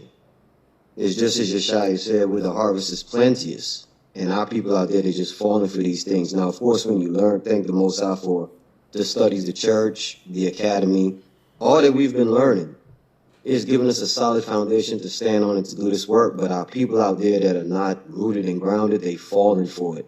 Because people from back home, they send me videos asking, oh, have I heard of this guy, Umar Johnson? I tell them straight, nah, we don't deal with that. And you hit the key points showing them, they're like, oh, wow. Then you have a lot of the TV evangelists from Africa who, now that there's Facebook and all these different platforms and everyone has a camera, they set up and they're broadcasting and people are listening to this stuff, but they don't have root in themselves to discern and see what's going on. So I thank the Most High for this truth. The foundation has given us, all the elders, y'all laboring in the word, the academy, everything, because it really gives us that platform, that foundation in Christ to stand on and to contend with the darkness. Shine in Christ, which is that light, sir. Everything the broadcast sums up, it just really gives us that perspective. YASHAYA said, when you do the work, you do the will of the Father, you'll know the doctrine. And that's what it's taken in these times, just doing the work of the Most High, doing His will, and proving the doctrine to be able to stay clear of all this other folly and darkness that's out there. So, man, blessed broadcast. Timely, informative as always, and on point. And, of course, funny, because I'm over here cracking up. Thank you, my brother. Thank you. And, boy, you can let yourself out, my brother. And I hope you all are ready. Everything that I said is about to go down. I'm going to talk with you soon. Let me tell you, they're about to pass a law. They're going to let the immigrants in. There's people between military ages, tens of thousands were let into the United States. And guess what? There's a law on the books. Remember I said they first started working on the men to get the men out of the way, where the man and woman would totally be at odds with one another. And now they're working on destroying the women, right? After putting who? Another minority group that's against our moral code over all of the social programs in our neighborhood. Guess what law they're seeking to pass in America? Using what? You got it, folks. I'm going to talk about it this coming Friday. Using child protective services and all that. They are about to make it where single mothers, based on the statistic of how many people are going to jail out of single mother homes, killing out of single mother homes, suicide out of single mother homes, they are about to make a law that if people operate, and I'm talking about the father, but the mother, operate, they're going to start taking back, that's right, folks, government support for those who choose that life, because they're saying that the non-family concept is eroded in America, and they're passing a law where DHS can actually come in and take children who aren't protected under what they call a two-family home. Where's that? Who's that targeting? A law they're about to pass, folks. In 2025, they had to get the man out of the way first, because really the focus isn't the man or the woman, it's to get those children. They get the man out of the way, then they can easily strong arm the women to get those children. And there's laws that are about to be passed in major cities. They said by 2024, the end of 2024 to 25, they're looking to institute this in law. Man, it's about to get crazy out here. So I'm going to be talking about that. And let me tell you, folks, it's a lot of laws going on they're not telling us about. And they're keeping us distracted with what's going on with P. Diddy and TD Jakes, as if anyone didn't know all that stuff already, right? So here it comes. Here it comes. The law, even though they, the same people, did what? They backed the chaos long enough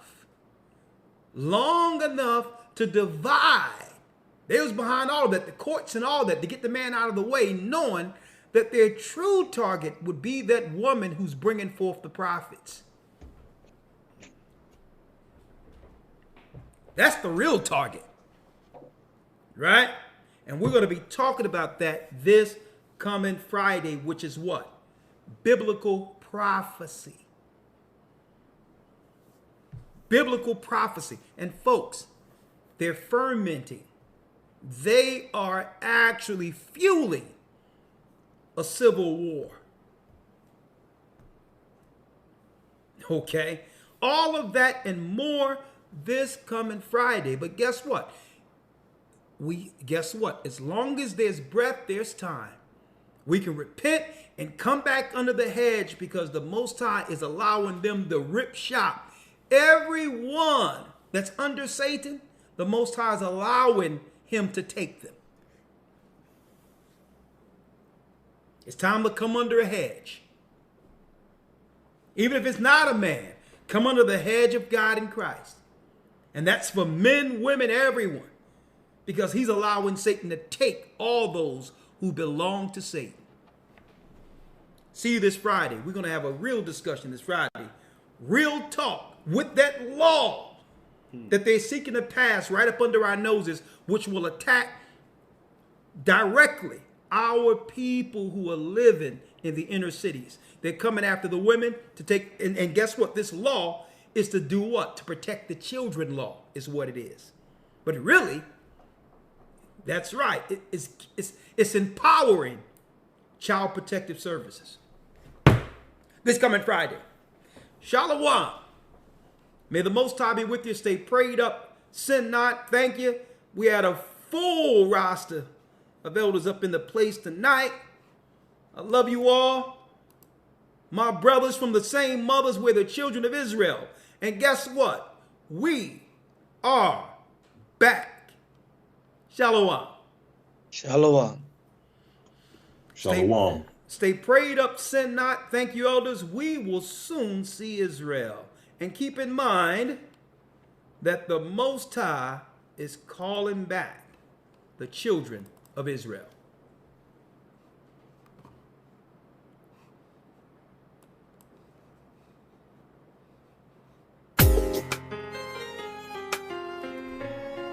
It's time to eat. Yeah. The East is where we're from. The 12 tribes of Israel. Sir, 721 BC, the Assyrian king, he took us down, we fell.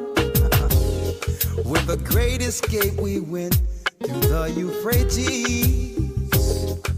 The Lord held the water still. To a land where no mankind dwelt, we went.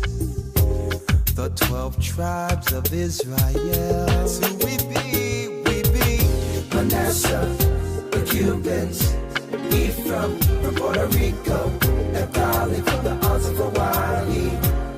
The Lord is calling back Israel. Zebulun from Panama, Gad, the North American Indians, Simeon, the Dominicans.